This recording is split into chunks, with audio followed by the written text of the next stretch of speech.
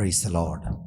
ബഹുമാന്യരായ കർത്താവിൻ്റെ ദാസന്മാർ, സഹോദരി സഹോദരന്മാർ, വിവിധ ഇടങ്ങളിൽ നിന്ന് ജോയിൻ ചെയ്ത എല്ലാവർക്കും യേശുക്രിസ്തുവിൻ്റെ നിസ്തുല്യ നാമത്തിൽ എൻ്റെ സ്നേഹവും വന്ദനവും ഈ രാത്രിയിൽ ഞാൻ അറിയിക്കുന്നു. परमेश्वर के सब श्रेष्ठ दास दासी लोग, विश्वासीगण, विविध इलाकों से इस प्रत्येक कन्वेंशन में ज्वाइन किया हुआ सबको मैं प्रभु यीशु मसीह के मीठे नाम में मेरा प्रेम वंदन पेश करता हूँ. ദൈവവചനത്തിലേക്ക് ഞാൻ നിങ്ങളുടെ ശ്രദ്ധ തിരിക്കുന്നു.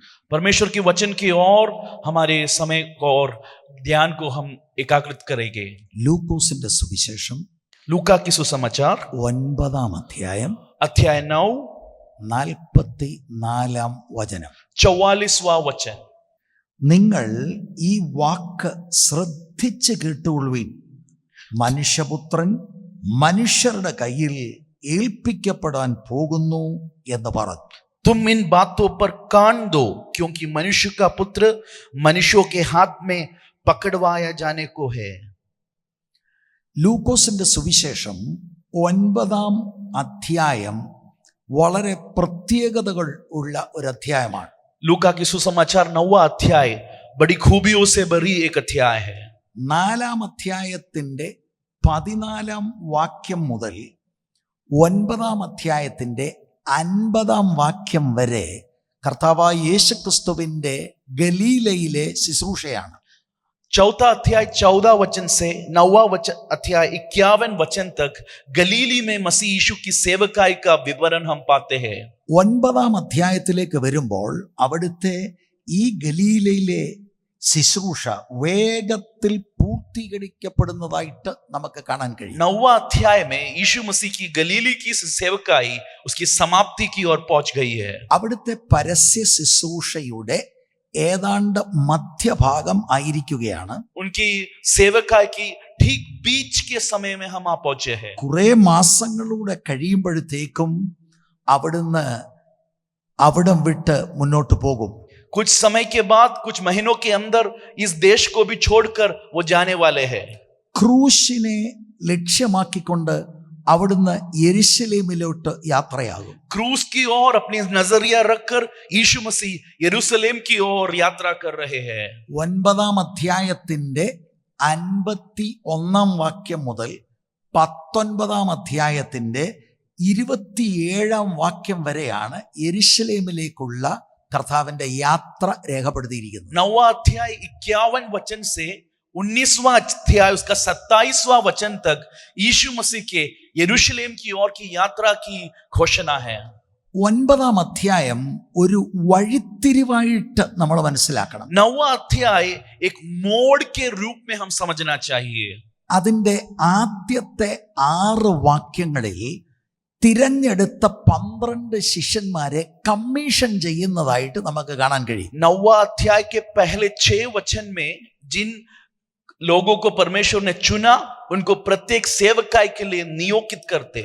ആദ്യത്തെ 2 വാക്യങ്ങളിൽ पहला 2 वचन में പന്തിരുവരെ അടുക്കൽ വിളിച്ചു എന്നും 12 लोग को यीशु मसीह ने पास बुलाया ശക്തിയും അധികാരവും കൊടുത്തു എന്നും और उनको सामर्थ्य और अधिकार दिया भी, അവരെ അയച്ചു എന്നും നമുക്ക് കാണാൻ കഴിയും. और उन्हें बेचा, ये बात हम पढ़ते हैं. ഇത് ശിഷ്യന്മാരുടെ സജീവ ശുശ്രൂഷയുടെ തുടക്കമാണ്. ये इस चेलों के प्रत्येक सेवकाई का आरंभ है.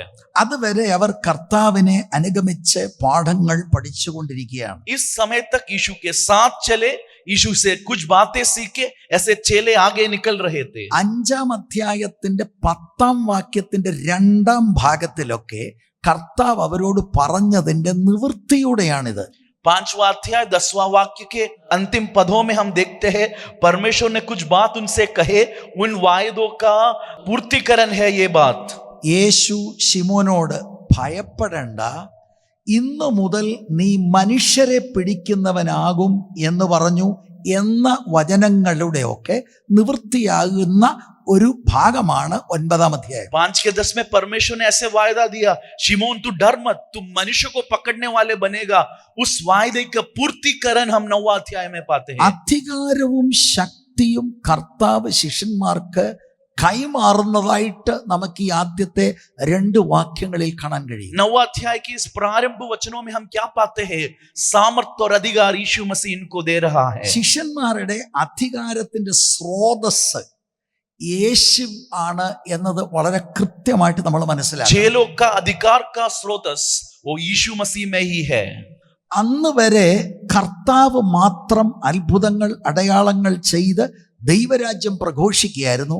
എന്നാൽ അധികാരവും ശക്തിയും അവർക്ക് കൈമാറി കർത്താവ് ശുശ്രൂഷയുടെ വലിയ വ്യാപ്തിയാണ് നമുക്ക് അവിടെ കാണാൻ കഴിയുന്നത്. उस समय तक सिर्फ यीशु मसीह वचन का प्रचार कर रहा है और अद्भुत कार्य और चमत्कार कर रहे हैं, लेकिन इस मोड में यीशु मसीह चेलों को नियोग कर रहा है और वो भी अधिकार और सामर्थ के साथ यीशु मसीह की सेवकाई को आगे ले चल रहे हैं. 12 ശിഷ്യന്മാരുടെ ശുശ്രൂഷ യേശുവിന്റെ ശുശ്രൂഷയുടെ ആവർത്തിയായിട്ട് നമുക്ക് കാണാൻ കഴിയും. इस 12 चेलों का जो सेवकाई है वो यीशु मसीह की सेवकाई की दोहराहट है.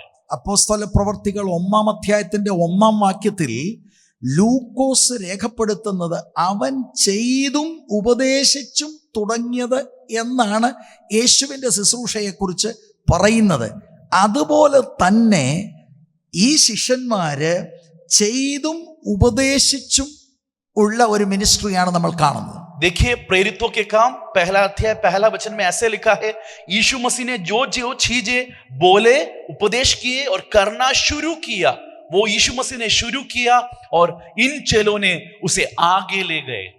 ശുശ്രൂഷയുടെ പ്രധാനപ്പെട്ട ഊന്നല് ദൈവരാജ്യം പ്രസംഗിക്കുക പ്രഘോഷിക്കുക എന്നുള്ളതാണ്. इस सेवकाई का मुख्य बात यही है, परमेश्वर का राज्य का घोषणा. എന്നാൽ ആ പ്രഘോഷണത്തോട് ചേർന്ന് ഭൂതങ്ങളെ പുറത്താക്കി രോഗികളെ സൗഖ്യമാക്കുന്ന അനുഭവം കൂടെ നമുക്ക് കാണാൻ കഴിയും. लेकिन इस प्रचार के साथ दुष्ट आत्मा को निकालना और बीमारियों को चंगा करने का अधिकार भी साथ साथ जा रहा है. ഇവിടെ നിന്ന് മുന്നോട്ട് പോകുന്നതിന് മുമ്പ് ഈ അയക്കപ്പെട്ട ശുശ്രൂഷകരുടെ വളരെ ലളിത ജീവിതത്തെക്കുറിച്ച് 3 മുതൽ 5 വരെയുള്ള വചനങ്ങൾ നമുക്ക് കാണാൻ കഴിയും. इससे आगे जाने से पहले 3 से 5 वचन में ये भेजे गए हुए चेलों के सबसे साधारण जीवन की उस चर्या हम पाते हैं.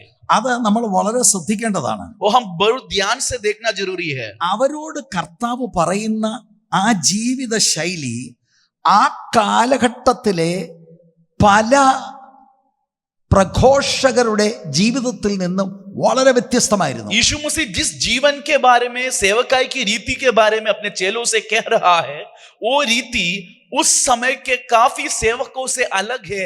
एक सादगी का जीवन है. അയക്കപ്പെട്ട ശിഷ്യന്മാർ എപ്പോഴും ദൈവത്തിൽ മാത്രം ആശ്രയിക്കണം എന്നുള്ള ഒരു ചിന്തയാണ് നമുക്ക് അവിടെ കാണാൻ കഴിയുന്നത്. इन वचनों में 9वां अध्याय 3 से 5 वचनों में हम क्या पाते हैं? भेजे हुए चेले हमेशा परमेश्वर पे आश्रित होना चाहिए. അവരുടെ ശുശ്രൂഷ രീതി, उनकी सेवकाई की रीति മറ്റ് മത തത്വശാസ്ത്ര കച്ചവടക്കാരിൽ നിന്ന് വ്യത്യസ്തമായിരുന്നു. दूसरे ढोंगी सेवकों से अलग होना चाहिए. उनकी सेवकाई की रीति പണമുണ്ടാക്കാനുള്ള ഒരു മീഡിയമായിട്ടല്ല കർത്താവ് ഇവരെ ശുശ്രൂഷയ്ക്ക് അയക്കുന്നത്. उन्हें सेवकाई में पैसा बनाने के लिए नहीं भेज रहे हैं. ആ ഭാഗം അത്രയും മാത്രം സൂചിപ്പിച്ചുകൊണ്ട് ഞാൻ മുന്നോട്ട് പോകാൻ പോകുകയാണ്. इतना ही कहकर मैं आगे बढ़ना चाहूंगा.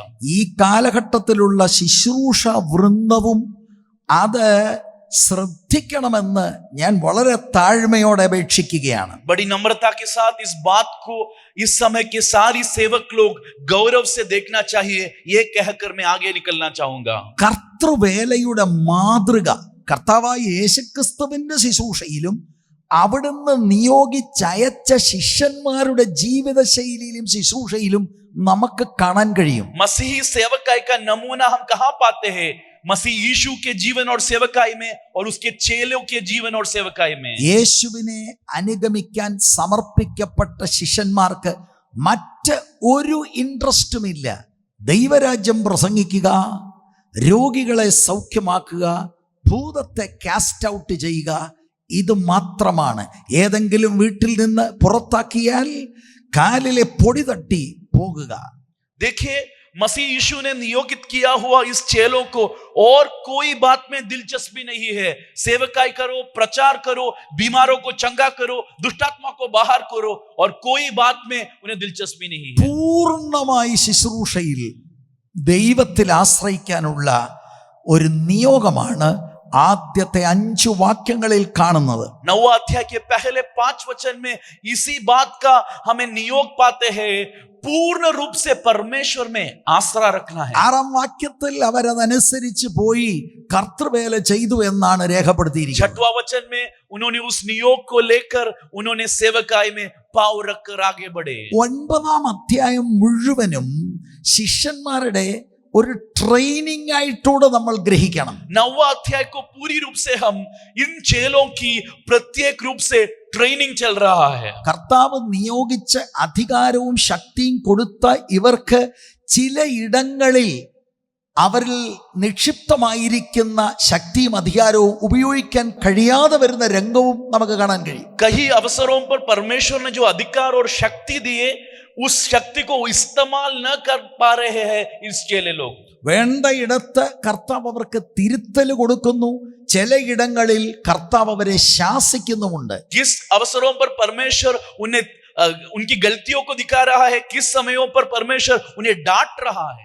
അങ്ങനെ ഒരു രംഗം ആണ് 44ാം വാക്യത്തിലേക്ക് വരുമ്പോൾ നമ്മൾ കാണുന്നത്. ऐसे 44 वचन की ओर हमारी ध्यान को जब हम एकाग्रित करते हैं, हम ऐसे एक प्रत्येक भूमिका पाते हैं. ആ 44ാം വാക്യത്തിന്റെ ആദ്യത്തെ ഭാഗം ഒരു പ്രാവശ്യം കൂടെ ഞാൻ നിങ്ങളുടെ ശ്രദ്ധയിൽ കൊണ്ടുവരുന്നു. उस 44 वचन का पहला भाग एक और बार आपके ध्यान में लाना चाहता हूं. ശിഷ്യന്മാരോടാണ് കർത്താവ് പറയുന്നത്. इन चेलों से परमेश्वर बात कर रहा है. നിങ്ങൾ ഈ വാക്ക് ശ്രദ്ധിച്ച് കേട്ടുകൊള്ളുവീൻ. तुम इन बातों पर गौर से कान देकर सुनो.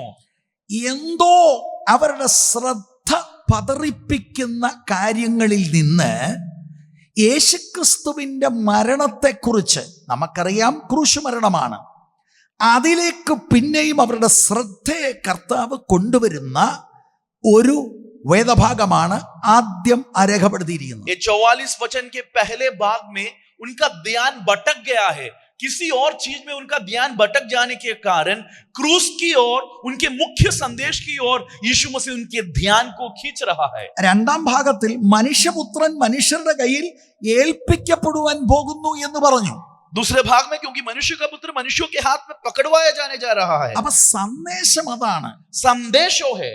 ആ പ്രധാന സന്ദേശത്തിൽ നിന്നും ശ്രദ്ധ പതറിപ്പോയ ശിഷ്യന്മാരെ കർത്താവ് ശക്തമായ ഭാഷയിൽ പ്രധാന വിഷയത്തിലേക്ക് മടക്കി തിരിക്കുകയാണ്. तो इस मुख्य संदेश से ध्यान भटके हुए चेलों को मुख्य संदेश की और उनके ध्यान को वापस परमेश्वर खींच ले आ रहा है. നിങ്ങൾ ഈ വാക്ക് ശ്രദ്ധിച്ച് കേട്ടുകൊള്ളുവീൻ. तुम इन बातों पर कान दो. ഇത് മറ്റൊരു പരിഭാഷ പറഞ്ഞാൽ, दूसरे एक अनुवाद में कहूं तो, ഈ വാക്കുകൾ നിങ്ങളുടെ ചെവിയിൽ ആഴ്ന്നിറങ്ങട്ടെ. इन बातें तुम्हारी कानों के अंदर घुस जाए. വേറെ ഒരു പരിഭാഷ പറഞ്ഞാൽ, ഈ വാക്കുകൾ നിങ്ങളുടെ ചെവിയിൽ വയ്ക്കുക. इन बातों को तुम्हारे कानों में रखो. എത്ര പ്രധാനപ്പെട്ട ഒരു വിഷയമാണ് യേശുവിന്റെ മരണം അല്ലെങ്കിൽ ക്രൂശ് മരണം എന്നത് നമ്മൾ ഗ്രഹിക്കണം. हम सब ये बात को ध्यान से समझे कि परमेश्वर की क्रूस की मृत्यु कितनी अहम बात है. കർത്താവ് ഈ പറയുന്ന ഭാഷാ പ്രയോഗത്തിന്റെ അർത്ഥം ഏറ്റവും ഏകാഗ്രതയോടെ നിങ്ങൾ ഇത് ശ്രദ്ധിക്കുക. परमेश्वर की इस प्रयोग का एक ही मतलब है, तुम बड़े ध्यान से, गौर से इस बातों को सुनो. ये सबसे अहम बात है. എബ്രായ ഭാഷാ പ്രയോഗത്തിൽ നമുക്ക് ഗ്രഹിക്കാൻ കഴിയുന്നത് ഇത് മനപ്പാഠമാക്കൂ എന്നതാണ് കർത്താവ് ആജ്ഞാപിക്കുന്നത്. इब्रानी भाषा में हम इस बात को एक और बार मनन करें तो उसका अर्थ है, इस बात को तुम बिना देख के सीखो. പ്രധാന വിഷയത്തിൽ നിന്നും മനസ്സ് പതറിപ്പിക്കുന്ന ചില വിഷയങ്ങൾ സംജാതമായി കർത്താവ് അത് മനസ്സിലാക്കി അവരോട് പറയാണ്, ശ്രദ്ധിച്ചു കേൾക്ക്. अहम और मुख्य बात से उनके ध्यान को भटकाने वाले दूसरी चीजें आ बैठी है, उससे उनका ध्यान वापस लेने परमेश्वर बड़ी गौर से ये बात कह रहा है. അവിടുത്തെ ഭാഷാ പ്രയോഗം നിങ്ങൾ മനസ്സിലാക്കിയാൽ കർത്താവ് ഇതൊരു കൽപ്പനയായിട്ടാണ് പറയുന്നത്. उनकी बोलने की तरीका हम ध्यान दे तो परमेश्वर एक आज्ञा दे रहे हैं. 44 വാക്യത്തിന്റെ 2ാം ഭാഗം, ആ പ്രധാന സന്ദേശം 44 वचन का दूसरा भाग में है प्रथम संदेश. മനുഷ്യപുത്രൻ മനുഷ്യരുടെ കയ്യിൽ ഏൽപ്പിക്കപ്പെടുവാൻ പോകുന്നു എന്ന് പറഞ്ഞു. मनुष्य का पुत्र मनुष्यों के हाथ में पकड़वाए जाने को है. അപ്പൊ ക്രൂശിൽ നിന്ന്, കർത്താവിന്റെ യാഗമരണത്തിൽ നിന്ന് ചില വിഷയങ്ങളുടെ വെളിച്ചത്തിലാണ് അവരുടെ മൈൻഡ് ഡിസ്ട്രാക്റ്റഡ് ആകുന്നത്. किसी दूसरे बात और बात के कारण यीशु मसीह के क्रूस की मृत्यु से, उस परमेश्वर की त्याग से उनका मन भटक गया. എന്താണ് അവരെ പതറിപ്പിച്ചത് എന്നത് മനസ്സിലാക്കാൻ കർത്താവ് പറയുന്നതിന്റെ സന്ദർഭം നമ്മൾ ഗ്രഹിക്കേണ്ടത് ആവശ്യമാണ്. किस बात ने उनके मन को इस अहम संदेश से भटका दिया, ये समझना है तो इस वचन की भूमिका समझना बहुत जरूरी है. 9ാം അധ്യായത്തിന്റെ 9वां अध्याय का 28 മുതൽ 36 വരെയുള്ള വചനങ്ങളിൽ 28 से 36वां वचन तक മറുരൂപമലയുടെ അനുഭവമാണ്. उस तेजस्करण की पर्वत का अनुभव है. നമുക്ക്, എൻ്റെ കേൾവിക്കാരായ എല്ലാവർക്കും ആ വേദഭാഗം അറിയാം എന്നതാണ് ഞാൻ മനസ്സിലാക്കുന്നത്. आप सबको उस वचन मालूम है, ये मेरी विश्वास है. 3 ശിഷ്യന്മാർ, പത്രോസ്, യോഹന്നാന്, യാക്കോബ് എന്നിവരെയും കൊണ്ട് കർത്താവ് മലയുടെ മുകളിൽ പോകുന്നു. കർത്താവ് അവിടെ പ്രാർത്ഥിക്കുന്നു. हम जानते हैं परमेश्वर उनके 3 चेलों जो याकूब, यूहन्ना, पत्रोस है, उनके साथ पर्वत के ऊपर जाते हैं, वहां प्रार्थना कर रहे हैं. 29ാം വാക്യത്തിന്റെ ആദ്യ ഭാഗം പറയുന്നത്, 29 वचन का पहला भाग में हम क्या पाते हैं? പ്രാർത്ഥിക്കുമ്പോൾ മുഖത്തിന്റെ ഭാവം മാറി. जब वो प्रार्थना कर रहे थे उनका मुख बदल गया. 29ാം വാക്യത്തിന്റെ 2ാം ഭാഗം പറയുന്നത്, അവൻ ഉടുപ്പ് മിന്നുന്ന വെള്ളയായി തീർന്നു. उनका चेहरा का रूप बदला ही नहीं, उनका वस्त्र श्वेत होकर चमकने लगा. ശരിക്കും യേശുവിൻ്റെ ദൈവത്വം അവിടുത്തെ ആ ഹ്യൂമൻ ബോഡി കൊണ്ട് വീൽ ചെയ്തിരിക്കുകയായിരുന്നു. परमेश्वर പ്രാർത്ഥിച്ചുകൊണ്ടിരിക്കുമ്പോൾ ആ ഡിവിനിറ്റി, ഡീയിറ്റി വെളിയിലോട്ട് വന്ന് ആ തേജസ്, മഹത്വം വെളിപ്പെടുന്നതായിട്ടാണ് കാണുന്നത്. देखिए, परमेश्वर की दिव्यता वो उसकी मानविकता में छुपी थी, वो बाहर नहीं आ रही थी. लेकिन जब इस पर्वत में परमेश्वर प्रार्थना कर रहा है, वो दिव्यता बाहर आकर वो चमकने लगा. ആദ്യം ശിഷ്യന്മാർ ഉറങ്ങുകയായിരുന്നു, പിന്നെ എഴുന്നേറ്റപ്പോഴാണ് അവർ ഈ മഹത്വം കണ്ടു. पहले चेले लोग सो रहे थे, जब वो उठ गए उन्होंने ये चमकती महिमा को देखा. 30-31 വാക്യങ്ങളിൽ 30वां वचन और 31वें वचन में മോശയും ഏലിയാവും പ്രത്യക്ഷപ്പെടുകയും കർത്താവുമായി സംഭാഷിക്കുകയും ചെയ്യുന്നതായിട്ടും അവർ കണ്ടു. मूसा और एलिया प्रत्यक्ष होकर परमेश्वर से बात करते हुए उन्होंने देखा. അവര് സംസാരിച്ചതും കർത്താവിന്റെ മരണത്തെ കുറിച്ചാണ്. वो यीशु मसीह के मृत्यु के बारे में बात की है. അവൻ യെരുശലേമിൽ പ്രാപിപ്പാനുള്ള നിര്യാണത്തെ കുറിച്ച് സംസാരിച്ചു. वो यीशु मसीह जो यरूशलेम में पाने वाली जो मृत्यु है उसके बारे में उन्होंने बात किया. അപ്പോൾ മഹത്വത്തിന്റെ ഒരു വലിയ കാഴ്ച കണ്ട് അതിനുശേഷം അടുത്ത ദിവസം കർത്താവും 3 ശിഷ്യന്മാരുമായി മലയിൽ നിന്ന് ഇറങ്ങി താഴ്വരയിലേക്ക് വരുന്നു. वो महिमा की रूपांतरण की वो दृश्य देखकर अगले दिन यीशु मसीह इन 3 चेलों के साथ उस पर्वत से उतर के आ रहे हैं. 37 മുതൽ 42 വരെയുള്ള വാക്യങ്ങളിൽ 27वां वचन से 64वां वचन तक താഴ്വരയിൽ ഇറങ്ങി വന്ന കർത്താവ് ഒരു ഭൂതത്തെ പുറത്താക്കുന്ന രംഗമാണ്. नीचे उतर आए परमेश्वर एक दुष्ट आत्मा को बाहर करने वाली प्रत्येक दृश्य हम देखते हैं. ആ ഭാഗവും എൻ്റെ കേൾവിക്കാരായ ദൈവമക്കൾക്ക് നന്നായി അറിയാം എന്നതാണ് എൻ്റെ ധാരണ. उस भाग भी मुझे सुनने वाले परमेश्वर के लोगों को बहुत अच्छी तरह से मालूम है. 37 വാക്യത്തിൽ കർത്താവ് താഴ്വരയിൽ വന്നപ്പോൾ അവിടെ ഒരു പിതാവ് ഭൂതം ബാധിച്ച തന്റെ മകനെയും കൊണ്ട് കർത്താവിന്റെ അടുക്കൽ വരികയാണ്. देखिए, इस वचनों में जब यीशु मसीह घाटी के ओर उतर आती है तो क्या हम पाते हैं? दुष्ट आत्मा से पीड़ित बेटे के साथ एक मनुष्य परमेश्वर के पास आ रहा है। 39 വാക്യത്തിൽ അതിൻ്റെ ഒരു കാര്യം നമുക്ക് കാണാൻ കഴിയും. ഒരാത്മാവ് അവനെ പിടിച്ചിട്ട് അവൻ പൊടുന്നനവെ നിലവിളിക്കുന്നു, അതവനെ നുരപ്പിച്ച് പിടപ്പിക്കുന്നു, പിന്നെ അവനെ ഞെരിച്ചിട്ട് പ്രയാസത്തോടെ വിട്ടുമാറുന്നു. देखिए 39वें वचन में हम क्या पढ़ते हैं? ये दुष्टात्मा क्या कर रहा है? उसे पकड़ती और एक एक चिल्ला उठाता और वो ऐसे मरोड़ती है कि वह मुंह में फेन भर लाता और जैसे कुचल कर कठिनाई से छोड़ती है। അപ്പൊ നമ്മൾ ഇവിടെ മനസ്സിലാക്കണം, താഴ്വരയിൽ 9 ശിഷ്യന്മാരുണ്ടായിരുന്നു. इस घाटी में 9 चेले हैं। ഈ പിതാവ് ഈ ഭൂതം ബാധിച്ച മകനെ അവരുടെ അടുക്കൽ കൊണ്ടുവന്നു. അവര് ശ്രമിച്ചിട്ട് ഭൂതം വിട്ടുപോയില്ല. पिता ने इस दुष्टात्मा पीड़ित बेटे को इस 9 चेलों के पास ले आया। उन्होंने कोशिश किया पर इसे छुटकारा नहीं दे पाए। അങ്ങനെ നിൽക്കുന്ന ഒരു സാഹചര്യത്തിലാണ് കർത്താവ് 3 ശിഷ്യന്മാരുമായി താഴ്വരയിലേക്ക് വരുന്നത്. इस भूमिका में संदर्भ में यीशु मसीह पर्वत से 3 चेलों के साथ उतर आ रहे हैं। ആമുഖമായി ഞാൻ നിങ്ങളോട് പറഞ്ഞു, 9-ാം അധ്യായത്തിന്റെ 1-2 വാക്യങ്ങളിൽ കർത്താവ് ശിഷ്യന്മാർക്ക് അധികാരവും ശക്തിയും കൊടുത്തതാണ് ഭൂതങ്ങളുടെ മേലും രോഗത്തെ സൗഖ്യമാക്കുവാനും ദൈവരാജ്യം പ്രസംഗിക്കാനും. मैंने पहले ही आपको कहा, परमेश्वर ने इन चेलों को अधिकार और शक्ति दी थी दुष्टात्माओं को बाहर करने, बीमार को चंगा करने और हर तरह के व्याधियों में उन्हें शक्ति दी थी। 6-ാം വാക്യത്തിൽ അവരങ്ങനെ ചെന്ന് വളരെ സക്സസ്ഫുൾ ആയിട്ട് മിനിസ്റ്റർ ചെയ്തു എന്നും രേഖപ്പെടുത്തുന്നു. और 6वें वचन में उन्होंने इस अधिकार और सामर्थ के साथ जाकर बड़ी अनुग्रहकारी सेवकाई पूरी की।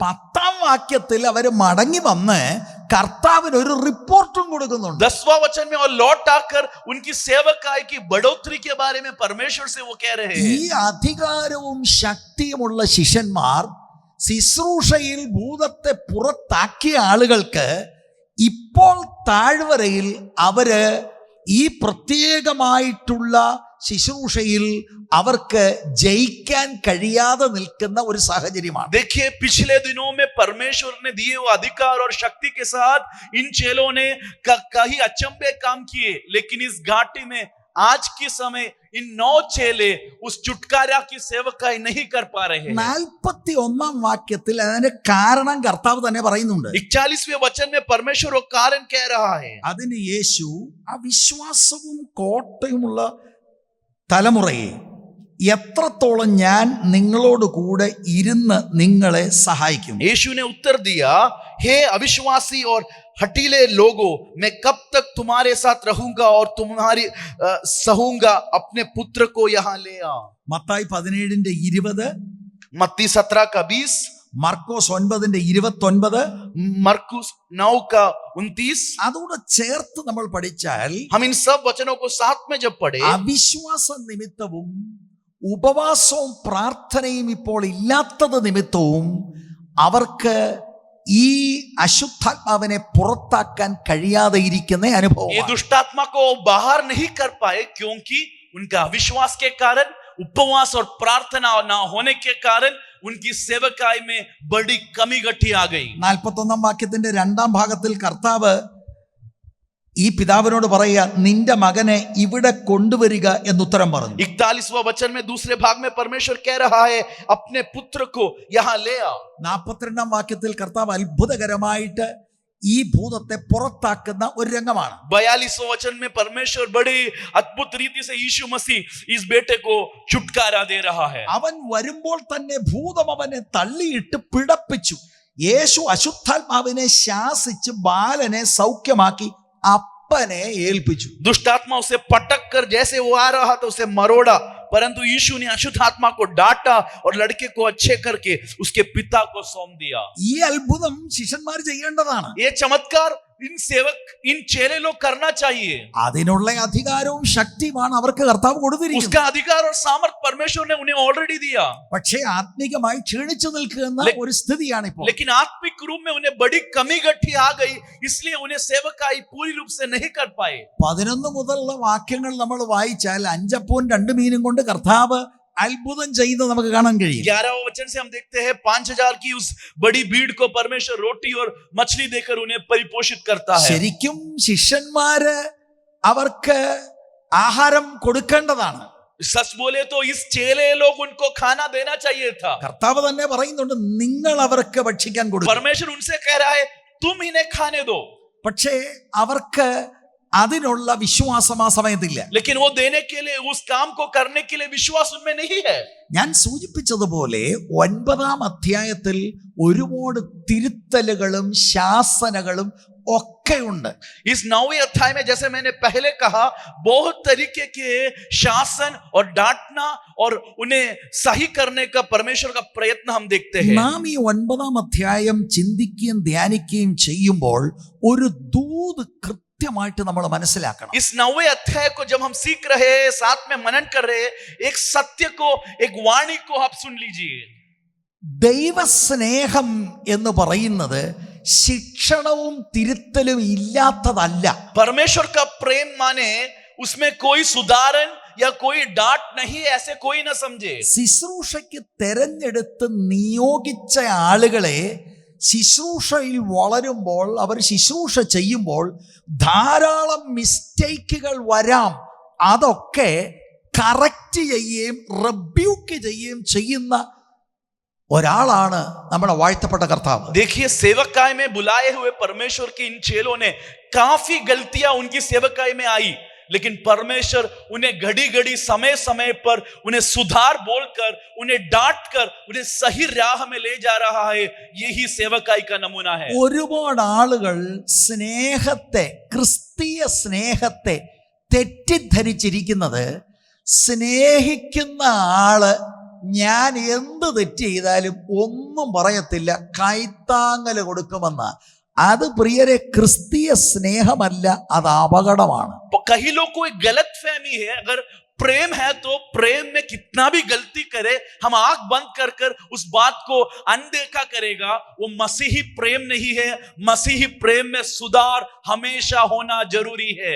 എബ്രായ ലേഖനം 12 നമുക്കറിയാവുന്നവരല്ലേ? इब्रानियों की किताब 12वां अध्याय हम सब जानते हैं. ദൈവം സ്നേഹിക്കുന്നവരെ ഡിസിപ്ലിൻ ചെയ്യുന്ന ദൈവമാണ്. परमेश्वर जिन्हें प्रेम करता है उन्हें सुधारण करता है. പുതിയ നിയമസഭയുടെ ഒരു പ്രത്യേകത, സഭയിൽ ഡിസിപ്ലിൻ ഉണ്ട്. परमेश्वर की नई नियम की इस कलीसिया का सबसे बड़ी खूबी इधर अनुशासन है.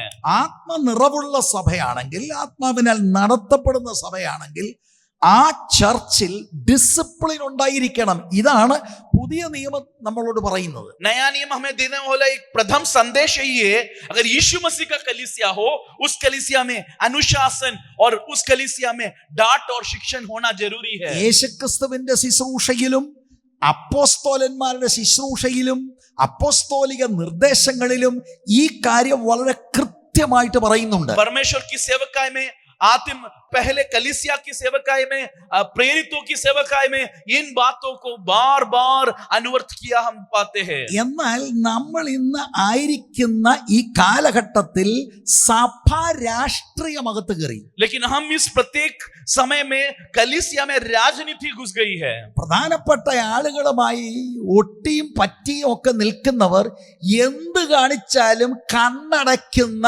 ഒരു രീതി കണ്ടുവരുന്നുണ്ട് പലയിടങ്ങളിലും. कई जगहों में हम देखते हैं कि प्रथम लोगों के साथ जिनका अच्छा मेल मिलाव है, वो जो भी गलती करे उसे अनदेखा कर देते हैं. പ്രിയരെ, അത് ദൈവസ്നേഹമല്ല, അത് നമ്മെ വളർത്തുകയുമല്ല, അത് വാസ്തവത്തിൽ നമ്മളെ തകർക്കുകയാണ്. അവിടെ വ്യാപരിക്കുന്ന സ്നേഹം എന്തോ പ്രത്യേക സ്വയ താല്പര്യത്തിന് വേണ്ടിയുള്ള സ്നേഹം. ये परमेश्वर का प्रेम नहीं है. ये आगे हमें नहीं बढ़ाएगा, ये हमें नाश करेगा. ये प्रेम नहीं है किसी स्वार्थ लक्ष्य के साथ हमारी मजबूरी से हमें इस्तेमाल कर रहा है. ഇതുപോലെ തന്നെയാണ് പ്രാദേശിക സഭകൾ. ऐसे ही प्रादेशिक कलीसिया में हमारा चाल चलन सही होना चाहिए. പ്രാദേശിക സഭാ നേതാവാണ് അവിടുത്തെ ഉപദേശി. प्रादेशिक कलीसिया में वहां जो नियुक्त परमेश्वर के दास है, वहां का नेतृत्व. नेतृत्व। ഉപദേശിയോട് ചിലപ്പോ ഒന്നോ രണ്ടോ കുടുംബത്തിന് എന്തെങ്കിലും പ്രശ്നമോ പ്രയാസമോ കാണും. इस सेवक के साथ, इस परमेश्वर के दास के साथ एक दो परिवार को कोई मेल मिलाप में कोई कमी घटी होगी। ഒട്ടിപ്പറ്റി നിൽക്കുന്ന 4 കുടുംബവും കാണും. उसी समय इस सेवक के साथ खड़े रहने वाले 4 परिवार होंगे। അവരിൽ എന്ത് തിന്മയും തെറ്റും കണ്ടാൽ അത് പൊതിഞ്ഞു പിടിക്കുന്നത് ദൈവകൃപയല്ല, അത് ദൈവിക സ്നേഹമല്ല, അത് രാഷ്ട്രീയ ചിന്തയാണ്. देखिए, उस 7 सेवक के साथ खड़े रहने वाले परिवार किसी गलती करे, किसी गलत काम में पकड़े जाए, उसे अनदेखा करना, अनसुना करना, वो आत्मिक नहीं है, वो राजनीति है। തീർച്ചയായിട്ടും താക്കീത് കൊടുക്കുന്നതും കറക്റ്റ് ചെയ്യുന്നതും അതെല്ലാം ക്രിസ്തീയ സ്നേഹത്തിലും ക്രിസ്തീയ പരിജ്ഞാനത്തിലും അതാത് സമയങ്ങളിൽ ആത്മാവിന്റെ നടത്തിപ്പിലുമാണ് ചെയ്യേണ്ടത് എന്നുള്ളത് ഞാൻ സമ്മതിക്കുന്നു. एक बात मैं मानता हूं, इस जो शिक्षण की बात है वो प्रेम में, आत्मा की नियोग में और परमेश्वर की उस प्रत्येक गाइडेंस के हिसाब से हम करना ഈ चाहिए। രാത്രിയിൽ എന്നെ കേൾക്കുന്ന നിങ്ങളോട് ഇത് പറയാൻ, ഈ ദൂത് പറയാൻ എനിക്ക് നിയോഗമുണ്ട്. इस रात में पवित्र आत्मा ने मुझे प्रत्येक रूप से इस बात को कहने के लिए मुझे सौंपा दिया है। ദൈവ സ്നേഹത്തിലേക്ക് നമുക്ക് മടങ്ങി വരാം. യേശുക്രിസ്തു കാണിച്ച മാതൃകയിലേക്ക് നമുക്ക് മടങ്ങി വരാം. ദൈവത്തിന്റെ വചനത്തിലേക്ക് നമുക്ക് മടങ്ങി വരാം. വചനം വിട്ട് ഇടത്തോട്ടോ വലത്തോട്ടോ മാറിപ്പോകാൻ ഒരിക്കലും ഇടവരരുത്. हम परमेश्वर की प्रेम की ओर लौटा है, परमेश्वर के वचन की ओर लौटा है। वचन को छोड़कर बाएं या दाएं किसी और हमें नहीं जाना है। നാണയത്തിന്റെ മറുവശം കൂടെ പറഞ്ഞ് ഞാൻ മുന്നോട്ട് പോകാം. सिक्के की दूसरी और पहलू बोलकर मैं आगे जाऊंगा। കർത്താവ് 9-ാം അധ്യായത്തിൽ ഇവരെ ധാരാളം തിരുത്തുന്നുണ്ട്. 9वां अध्याय में परमेश्वर ने, यीशु मसीह ने कई बार इन्हें शिक्षण दे रहा है, ശക്തമായ നിലയിൽ ഇവരെ ശാസിക്കുന്നുണ്ട്. कई बार उन्हें डांट रहा है। പക്ഷേ ഇവരിൽ ഒരാളും ഉടക്കി മത്സരിക്കുന്നില്ല. लेकिन इनमें एक व्यक्ति भी परमेश्वर के खिलाफ उल्टा जवाब नहीं बोलते। അതാണ് പ്രിയരെ ശിഷ്യത്വം. वो ही है यीशु मसीह का चेला बनने का उस शिक्षण। ദൈവകൃപയിൽ വളരുവാൻ ആഗ്രഹിക്കുന്നവരെ നേതൃത്വ നിരയിലുള്ളവർ ദൈവകൃപയിൽ ആശ്രയിച്ച് വചനപ്രകാരം ശാസിക്കുകയും ശിക്ഷണ നടപടികൾ എടുക്കുമ്പോൾ ശാന്തമായി ദൈവത്തിന്റെ കൃപയിൽ ആശ്രയിച്ച് അത് സന്തോഷത്തോടെ ഏറ്റെടുക്കുന്നതാണ് ദൈവത്തിന്റെ കൃപ. അങ്ങനെയുള്ളവരാണ് ആത്മീയമായി വളരുന്നത്. परमेश्वर के अनुग्रह में बढ़ने चाहने वाले सभी लोग ये बात को गौर से सुने।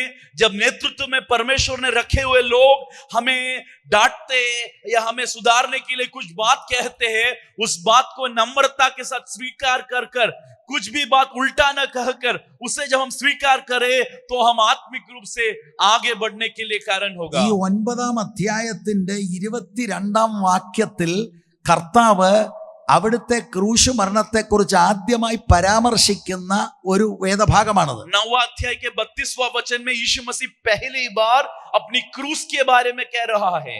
ഇത് മത്തായിയുടെ സുവിശേഷം 16-ാം അധ്യായത്തിൽ ഇതിന്റെ കുറച്ചുകൂടെ ഒരു വിവരണമുണ്ട്. मत्ती 16वां अध्याय में इसी बात का विवरण हम पाते हैं। ക്രൂശ് മരണത്തെക്കുറിച്ച് പറഞ്ഞപ്പോൾ ശിഷ്യന്മാരിൽ പ്രധാനിയായിരിക്കുന്ന പത്രോസ് വേറിട്ട് കൊണ്ടുപോയി കർത്താവിനെ ശാസിച്ചെന്ന. देखिए 16वां अध्याय में मत्ती में हम ऐसे पाते हैं, यीशु मसीह जब अपनी मृत्यु के बारे में उन्हें उपदेश दिया, पतरस यीशु मसीह को अलग ले जाकर उसे कुछ बातें समझाने की कोशिश की। കർത്താവ് തിരിഞ്ഞവനെ ശാസിച്ചു, പോ സാത്താനെ എന്ന് പറഞ്ഞു. यीशु मसीह मोड़कर उसके ओर देखकर ऐसे कहा, शैतान मुझे छोड़कर जा। ഞാൻ ശ്രദ്ധിച്ചു നോക്കി, പത്രോസ് എന്തെങ്കിലും ഒരു വാക്ക് പറഞ്ഞോന്നോ? ഒരക്ഷരം മിണ്ടിയില്ല. मैंने ध्यान से देखा, पतरस ने कुछ जवाब दिया क्या? पतरस ने एक शब्द भी परमेश्वर के खिलाफ नहीं उठाया। എല്ലാവർക്കും പെന്തക്കോസ്ത് ദിവസം നിൽക്കുന്ന മുഖ്യ സന്ദേശം കൊടുക്കുന്ന ആളിനെയാണ് കാണേണ്ടത്. പക്ഷേ ആൾ വന്ന വഴികൾ ഒരിക്കലും നമ്മൾ മറക്കരുത്. ശാസനകളും തിരുത്തലുകളും എല്ലാ കാര്യങ്ങളും സന്തോഷത്തോടെ ആ മനുഷ്യൻ ഏറ്റെടുത്ത് കർത്താവിന്റെ പാഠശാലയിലൂടെ കടന്നുപോയി.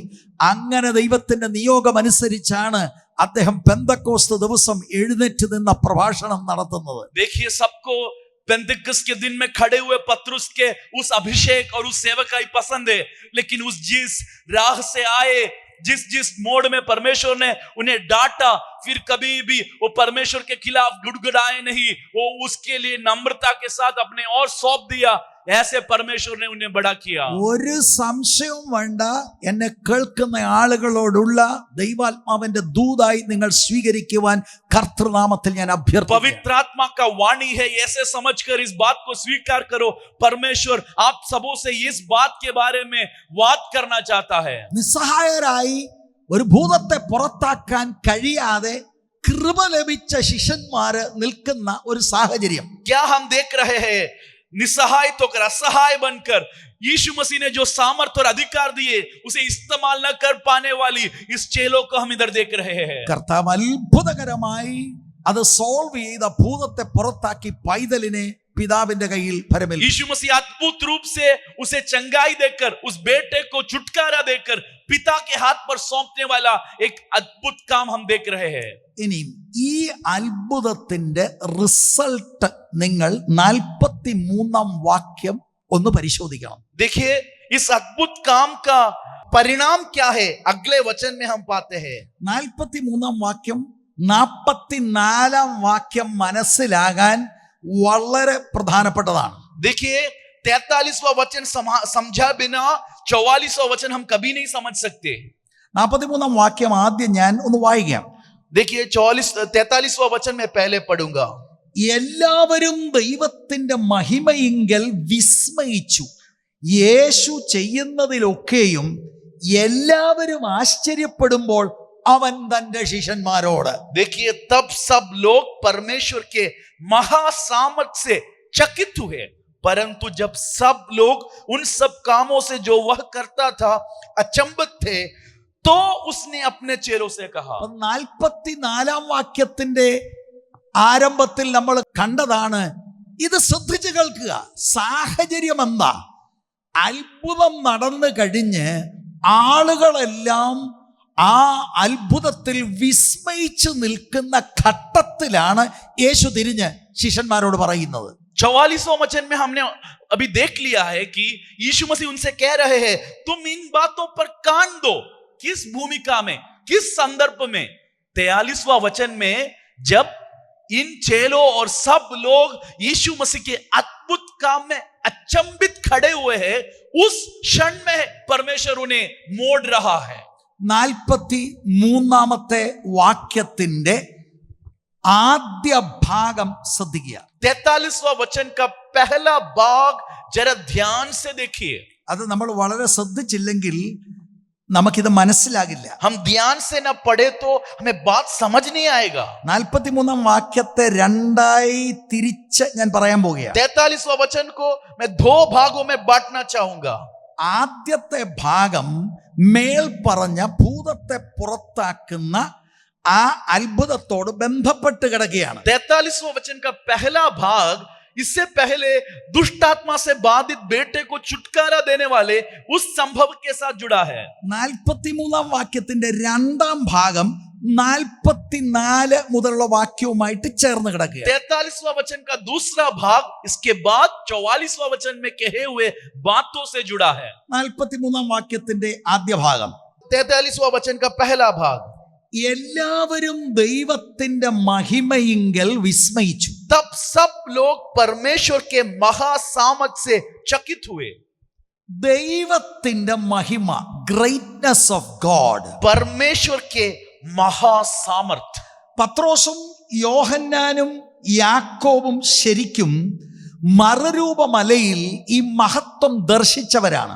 देखिए याकूब, यूहन्ना और पतरस उस रूप बदलने वाली उस पर्वत में यीशु मसीह के महिमा को उन्होंने देखा है। അതേ മഹത്വം യേശുവിന്റെ ശുശ്രൂഷയിൽ താഴ്വരയിലും വെളിപ്പെടുകയാണ്. उसी महिमा, उसी महासामर्थ उस पर्वत में नहीं, इस घाटी में भी प्रकट हुआ। യേശുവിന്റെ അപാര ആത്മീക ശക്തിയുടെ പ്രദർശനമാണ് ഭൂതശക്തികളുടെ മേലുള്ള അവിടുത്തെ അധികാരം വെളിപ്പെടുക. देखिए रूपांतर के पर्वत में ही नहीं, घाटी में भी यीशु मसीह के दुष्ट आत्माओं के ऊपर वाली उस अहम शक्ति और अधिकार प्रकट हो रहा है। മാനുഷികമായി മനസ്സിലാക്കാൻ കഴിയാത്ത അപാര ദൈവമഹത്വത്തിന്റെ പ്രദർശനത്തിൽ ജനം ആശ്ചര്യപ്പെട്ട് നിൽക്കുക. देखिए इस बेटे की दुष्ट आत्मा से छुटकारा होने पर लोग चकित होकर खड़े हैं. उन्हें मानसिक रूप में इस बात को समझना असंभव है. അവിടെ വിസ്മയിച്ചു എന്നൊരു പ്രയോഗം. देखिए चकित हुए, ജനമെല്ലാം വിസ്മയിച്ചു. सब लोग चकित हो गए. എന്താണ് അതിന്റെ അർത്ഥം? उसका अर्थ क्या है? മലയാളത്തിൽ പറഞ്ഞാൽ അന്തം വിട്ടു നിൽക്കുക. वो आंख फाड़ कर खड़े हैं. കാരണം ഇതെങ്ങനെയാണ് സംഭവിക്കുന്നത്? ये कैसे असंभव हुआ? 9 ശിഷ്യന്മാർ അവരാൽ ആവോളം നോക്കിയിട്ട് പുറത്തു പോകാത്ത ഒരു കടുങ്കട്ടി ഭൂതത്തെ കർത്താവ് ഒറ്റ വാക്കുകൊണ്ട് ശാസിച്ചു പുറത്താക്കി. 9 चेलों ने कितना भी कोशिश किया, ये दुष्टात्मा बाहर नहीं जा रहा है, लेकिन यीशु मसीह के एक डांट पर ये बाहर गया. ദൈവത്തിന്റെ മഹത്വം യേശുക്രിസ്തുവിന്റെ ശുശ്രൂഷയിൽ അവർ ദർശിക്കുകയാണ്. यीशु मसीह के सेवकाई में परमेश्वर के सामर्थ्य को उनके सामने दर्शाया गया. ഇതും നമുക്ക് ഒരു നല്ല മാതൃകയാണ്. ये हमारे लिए एक अच्छा नमूना है. കൈവച്ചപ്പോൾ രോഗി സൗഖ്യമായി, ശാസിച്ചപ്പോൾ ഭൂതം പുറത്തുപോയി, ഒരു വചന ശുശ്രൂഷയിൽ ആളുകൾ രക്ഷിക്കപ്പെട്ടു. ഇവിടെയെല്ലാം ഇൻസ്ട്രുമെന്റ്, കേവലം ഇൻസ്ട്രുമെന്റായി കേവലം മനുഷ്യരായ നമ്മൾ നിൽക്കുമ്പോൾ ദൈവത്തിന് ഇന്നും നമ്മളിലൂടെ, പുതിയ നിയമസഭയിലൂടെ മഹത്വമെടുക്കുവാൻ ആഗ്രഹമുണ്ട്. देखिए हमारी सेवकाई में जब दुष्टात्मा पीड़ित लोग छुटकारा पाते हैं, जब बीमार चंगे होते हैं, जब लोग उद्धार पाते हैं, एक बात हमेशा मन में रखे, हम सिर्फ यंत्र है, परमेश्वर की आत्मा को काम करने के लिए एक इंस्ट्रूमेंट है. ഇനി 43-ാം വാക്യത്തിന്റെ രണ്ടാം ഭാഗം, इस वचन का दूसरा भाग, 43-ാം വാക്യത്തിന്റെ രണ്ടാം ഭാഗം മുതൽ 50-ാം വചനം വരെ ഗലീലയിലെ ശുശ്രൂഷയുടെ ഫൈനൽ ടീച്ചിങ്സ് ആണ് നമ്മൾ കാണുന്നത്. 43वां वचन से 50वां वचन तक 9वां अध्याय में गलीली की सेवकाई की आखिरी उपदेश हम पाते हैं. ഈ 43-ാം വാക്യത്തിന്റെ രണ്ടാം ഭാഗം വളരെ ശ്രദ്ധിക്കണം. 43वां वचन का दूसरा भाग बड़ी ध्यान से आप देखिए. അതാണ് 44-ാം വാക്യത്തിന്റെ പശ്ചാത്തലം. वही तो अगले वचन का भूमिका है. ഇങ്ങനെയാണ് അവിടെ നമ്മൾ കാണുന്നത്. യേശു ചെയ്യുന്നതിലൊക്കെയും എല്ലാവരും ആശ്ചര്യപ്പെടുമ്പോൾ അവൻ തന്റെ ശിഷ്യന്മാരോട്, परंतु जब सब लोग उन सब कामों से जो वो करते थे अचंभित थे, तो उसने उसके चेलों से कहा. യേശു ചെയ്യുന്നതിൽ ഒക്കെയും എന്ന വാക്ക് പറയുമ്പോൾ അവിടെ നമ്മൾ കാണുന്നത് ഭൂതത്തെ പുറത്താക്കിയത് മാത്രമല്ല, ഒരു വളരെ ബ്രോഡ് സമ്മറിയാണ് നമ്മൾ കാണുന്നത്. उनके सब कामों में, यानी सिर्फ इस बेटे की छुटकारा की काम नहीं, यीशु मसीह के सेवकाई के सारी कामों. 4-ാം അധ്യായത്തിന്റെ 14-ാം വാക്യം മുതൽ ഗലീലയിലെ കർത്താവിന്റെ ശുശ്രൂഷയിൽ ഭൂതങ്ങൾ വിട്ടുപോകുന്നു, രോഗികൾ സൗഖ്യമാക്കുന്നു എന്നിങ്ങനെയുള്ള ധാരാളം അത്ഭുതങ്ങൾ നടന്നിട്ടുണ്ട്. 4 के 14 से गलीली की सेवकाई में प्रारंभ से अनेक छुटकारा, अनेक उद्धार और अनेक चंगाई अभी तक संभव हो गई है. ലൂക്കോസ് 6:17 മുതൽ 19 വരെ, लूका 6 का 17 से लेके वचन तक, ലൂക്കോസ് 7:21 വാക്യം, 7 का 21 वचन, ലൂക്കോസ് നമ്മളിപ്പോൾ വായിക്കുന്ന 9-ാം അധ്യായത്തിന്റെ 11-ാം വാക്യം. 9वां अध्याय का 11वां वचन से लेकर, അത് മാത്രം ഞാൻ വായിക്കാം. 9 का 11 ही मैं पढ़ूंगा. അത് പുരുഷാരം അറിഞ്ഞ് അവനെ പിന്തുടർന്നു, അവൻ അവരെ കൈക്കൊണ്ട് ദൈവരാജ്യത്തെ കുറിച്ച് അവരോട് സംസാരിക്കുകയും രോഗശാന്തി വേണ്ടിയവരെ സൗഖ്യമാക്കുകയും ചെയ്തു. यह जानकर भीड़ उसके पीछे होली और वह आनंद के साथ उनसे मिले और उनसे परमेश्वर के राज्य की बातें करने लगे, और जो चंगे होना चाहते थे उन्हें चंगा किया. അപ്പൊ അവൻ ചെയ്യുന്നതൊക്കെയുമെന്ന് പറഞ്ഞാൽ, जी इस वचन में हम जैसे पढ़ रहे हैं, उनके सारे काम जब हम पढ़ते हैं, രോഗികൾ സൗഖ്യമാകുന്നു, बीमार लोग चंगा हो रहे हैं, മരിച്ചവർ ഉയർക്കുന്നു, मुर्दे लोग जी उठे रहे हैं, അശുദ്ധാത്മാക്കൾ പുറത്തു പോകുന്നു, दुष्टात्मा बाहर जा रहे हैं, കാലാവസ്ഥയുടെ മേൽ അവിടുത്തെ അധികാരം വെളിപ്പെടുന്നു, उस माहौल पर परमेश्वर की अधिकार प्रकट हो रहा है, പാപികൾക്ക് ക്ഷമ കിട്ടുന്നു. और पापियों को क्षमा मिल रहा है. ഇവിടെ എല്ലാം ദൈവശക്തിയുടെ അപാര പ്രവർത്തനമാണ് ജനം കാണുന്നത്. इन सब चीजों में परमेश्वर की शक्ति की एक अचंभ सामर्थ्य प्रदर्शन हम लोग देख रहे हैं।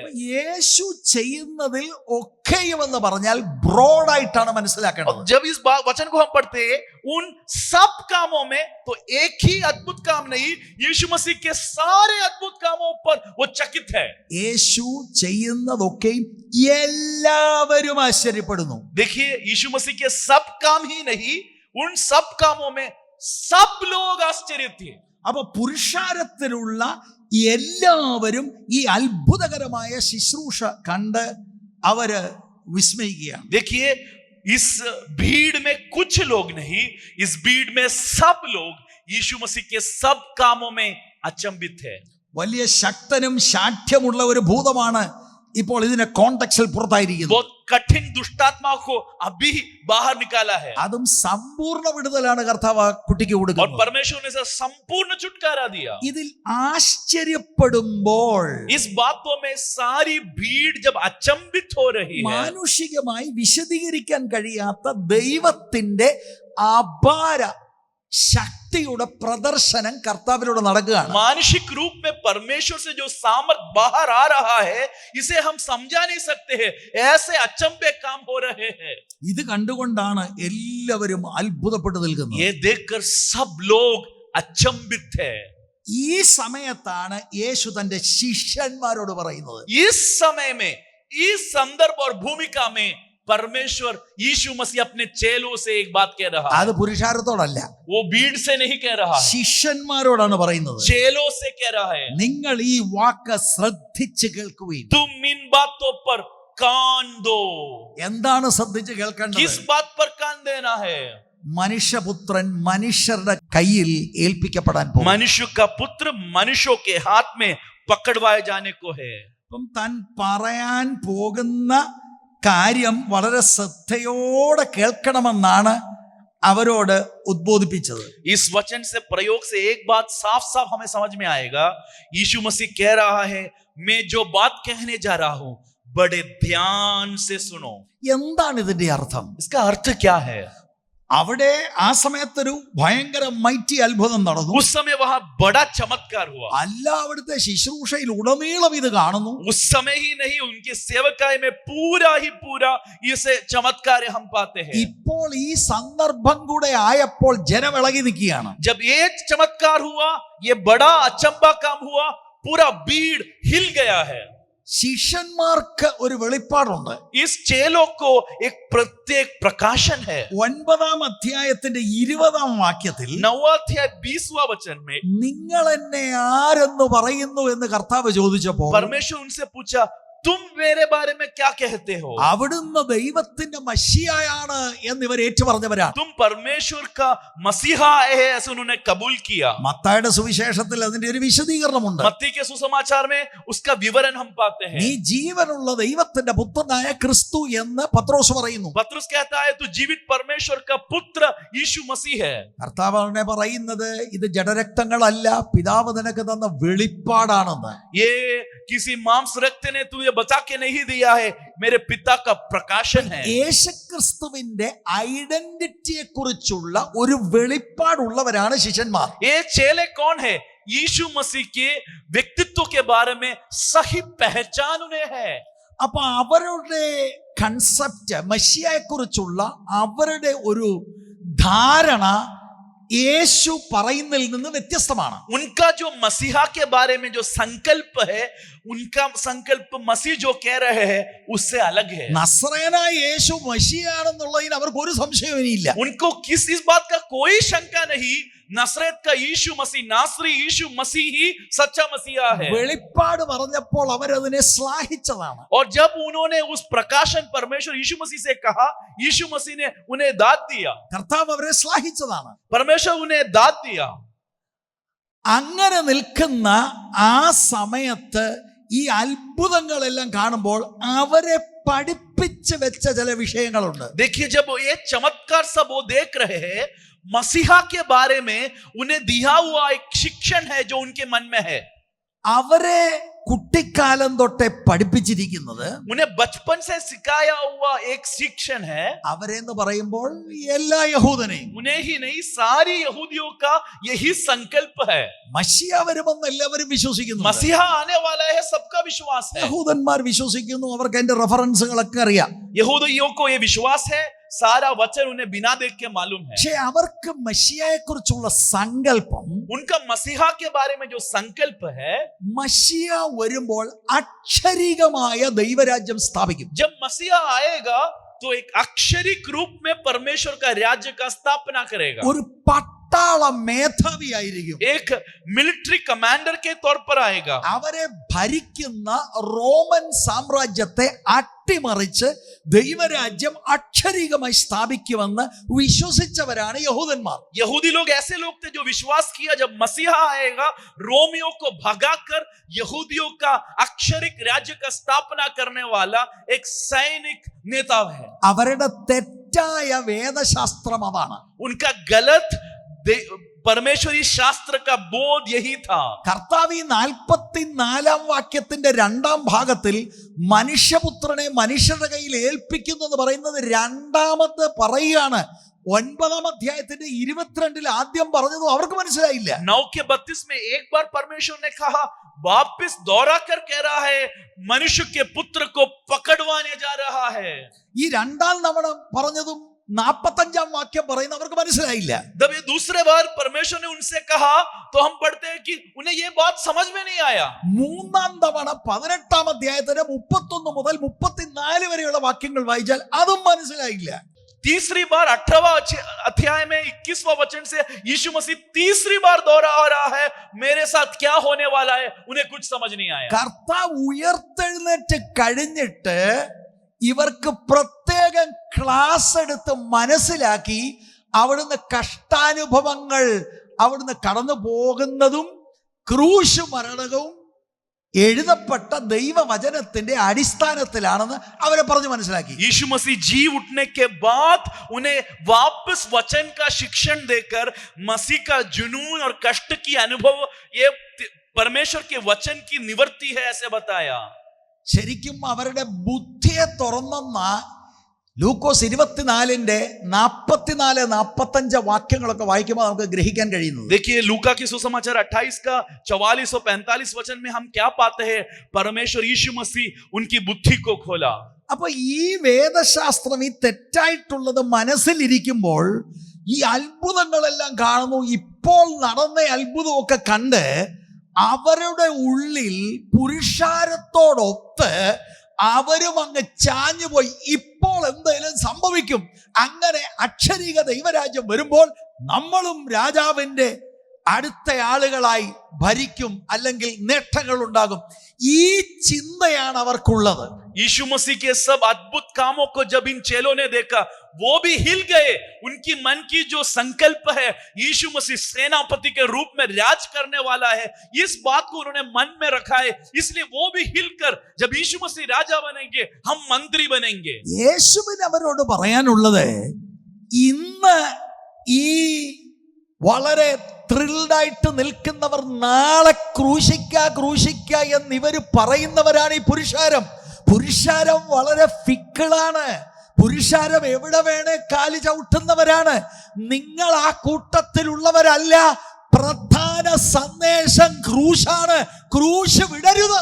देखिए यीशु मसीह क्या कह रहा है अपने चेलों से, ये भीड़ आज अचंभित होकर अद्भुत काम में लवलीन है, लेकिन कुछ दिन बाद वो यीशु मसीह को क्रूस पर चढ़ा ऐसे कहने वाले इस चंचल भीड़ के साथ तुम जुड़कर मेन मैसेज मुख्य संदेश को भूल न जाए। അപ്പൊ കർത്താവിന്റെ അധികാരവും ശക്തി പ്രകടനങ്ങളും കണ്ട് അവരുടെ ഉള്ളിലിരിക്കുന്ന മസിയായെ കുറിച്ചുള്ള പ്രതീക്ഷ വാനോളം ഉയർന്നിരിക്കുകയാണ്. അവർ പ്രതീക്ഷിക്കുന്നത് ഇപ്പോൾ ചില കാര്യങ്ങൾ സംഭവിക്കും. देखिए उनके मन में जो गलत संकल्प है मसीहा के बारे में, जब यीशु मसीह ने ऐसे अचंभे काम किए, उस संकल्प वो ऊंचा होकर उन्हें लग रहा है अभी यीशु मसीह एक भौतिक राजा बनकर उनको छुटकारा देगा. യെരുശലേമിലേക്ക് പോയി ആകാൻ പോകുന്നൊക്കെ പറഞ്ഞ അവരുടെ ചിന്ത യെരുശലേമിൽ പോയി ദാവീദിന്റെ സിംഹാസനത്തിൽ ഇരുന്ന് വാഴും. यीशु मसीह कह रहा है मैं यरूशलेम में जाकर मैं बलिदान होने वाला है, पर उनका संकल्प क्या है? यरूशलेम में जाकर दावीद का सिंहासन पर बैठकर यीशु राजा बनेगा. യേശു ആഗ്രഹിക്കുന്നത് ഇവർക്ക് തെറ്റായ ഒരു ധാരണയും ഉണ്ടാകരുത്. അതുകൊണ്ട് യേശു പറയുക, ലിസൺ കെയർഫുള്ളി. इनको कोई गलत फहमी ना हो, इसलिए यीशु मसीह कह रहा है मुझे तुम ध्यान से कान खोल कर सुनो. യേശുവിന് പറയാനുള്ളത് കിരീടത്തിന് മുൻപ് ക്രൂശുണ്ട്. यीशु मसीह का संदेश क्या है? मुकुट से पहले क्रूश जरूरी है. അവിടുത്തെ ഒന്നാമത്തെ വരവിൽ അവിടുന്ന് അക്ഷരികമായ ദൈവരാജ്യം സ്ഥാപിക്കുന്ന പ്ലാൻ അല്ല. ഇന്ന് ദൈവരാജ്യം ആത്മീക രാജ്യമാണ്. ഇത് അവരോട് ആവർത്തിച്ച് പറയുകയാണ്. പക്ഷെ അവർക്ക് ഈ ദൂത് മനസ്സിലാകുന്നില്ല. पहले आगमन में परमेश्वर का मुख्य आने का कारण राज्य स्थापना कर मुकुटधारी राजा बनने नहीं आया है. अभी आत्मिक राज्य है, अक्षरिक राज्य आने वाला है. യേശുവിന് പറയാനുള്ളത് ഈ ജനക്കൂട്ടത്തിന്റെ ആദരാഞ്ജലികൾ ഇത് വളരെ ദുർബലമാണ്. इस भीड़ का जो हिले हुए, इस जो आकर्षित अनुभव में खड़े हैं, ये चंचल भीड़ है. അത് നൈമിഷികമാണ്. वो सिर्फ कुछ समय के लिए അത് है. വളരെ താൽക്കാലികമാണ്. वो बाद में हिला डुला ढीला हो जाएगा. അവസരം കിട്ടുമ്പോൾ യേശുവിനെ ക്രൂശിക്കാൻ ഇവർ മുൻപന്തിയിൽ വരുന്നവരാണ്. मौका जब मिले यीशु मसीह को क्रूस में चढ़ाने, यही भीड़ आगे आएगी. കുറെ മാസങ്ങൾ കഴിയുമ്പോഴത്തേക്കും ഇവരെല്ലാം കർത്താവിനെ തിരിയും. कुछ महीने के बाद यही भीड़, चंचल भीड़ यीशु के खिलाफ खड़े होकर इसे क्रूस पे चढ़ाओ कहने वाली है. കർത്താവിനെ ഇവർ തിരസ്കരിക്കും. ये यीशु मसीह को इनकार करेंगे. ക്രൂശിക്കാൻ ഉറക്കം വിളിക്കും. वो जोर जोर से चीख उठाएंगे, चीखे चिल्लाएंगे, इसे क्रूस पर चढ़ाओ. ഇവിടെയാണ് ശിഷ്യന്മാരുടെ പതറുന്ന മനസ്സിനെ തിരിച്ച് പ്രധാന വിഷയത്തിലേക്ക് കർത്താവിന് തിരിക്കാനുള്ളത്. इसीलिए इस वचनों में हम जिधर मनन कर रहे हैं, यीशु मसीह इनके भटके हुए मन को प्रथम अहम बात की ओर मोड़ रहा है. എന്റെ കേൾവിക്കാരായ ദൈവദാസന്മാർ, സഹോദരന്മാരോട് ഞാൻ ചോദിക്കട്ടെ, നിങ്ങളുടെ മെയിൻ ആ മെസ്സേജ് എന്താണ്? നിങ്ങൾ എന്തിലാണ് ആശ്രയിച്ചിരിക്കുന്നത്? मैं आपसे, परमेश्वर के दास लोग से, सभी विश्वासियों से एक सवाल पूछता हूं. आपका प्रथम संदेश क्या है? किस बात पर आपने अपने मसीह जीवन का नींव डाला है? രോഗസൗഖ്യങ്ങൾ നടക്കുമെന്നുള്ളതിൽ ആർക്കും സംശയമില്ല. यीशु मसीह आज भी बीमारों को चंगा करेगा, इस बात में किसी को शंका नहीं है. ഭൂതങ്ങൾ വിട്ടുപോകുമെന്നുള്ളതിൽ ആർക്കും സംശയമില്ല. दुष्टात्मा से छुटकारा मिलेगा, इस बात में किसी भी लोग को कोई आशंका ना हो. ജീവിത സാഹചര്യങ്ങൾ ബുദ്ധിമുട്ടിലൂടെ പോകുന്നവർക്ക് കർത്താവ് പലപ്പോഴും ചില വാതിലുകൾ തുറന്ന് അവരുടെ ബുദ്ധിമുട്ടുകൾക്ക് ശമനം വരുത്തുവാൻ സാധ്യതകളുണ്ട്. जीवन की कठिनाई से आगे बढ़ने वाले लोगों को कठिनाइयों के बीच में नया द्वार खोलकर उन्हें आवश्यक चीजों को यीशु मसीह प्रदान करेगा. इस बात सत्य പക്ഷേ है. കർത്താവിന് പറയാനുള്ളത് ശ്രദ്ധിച്ചു കേൾക്ക്.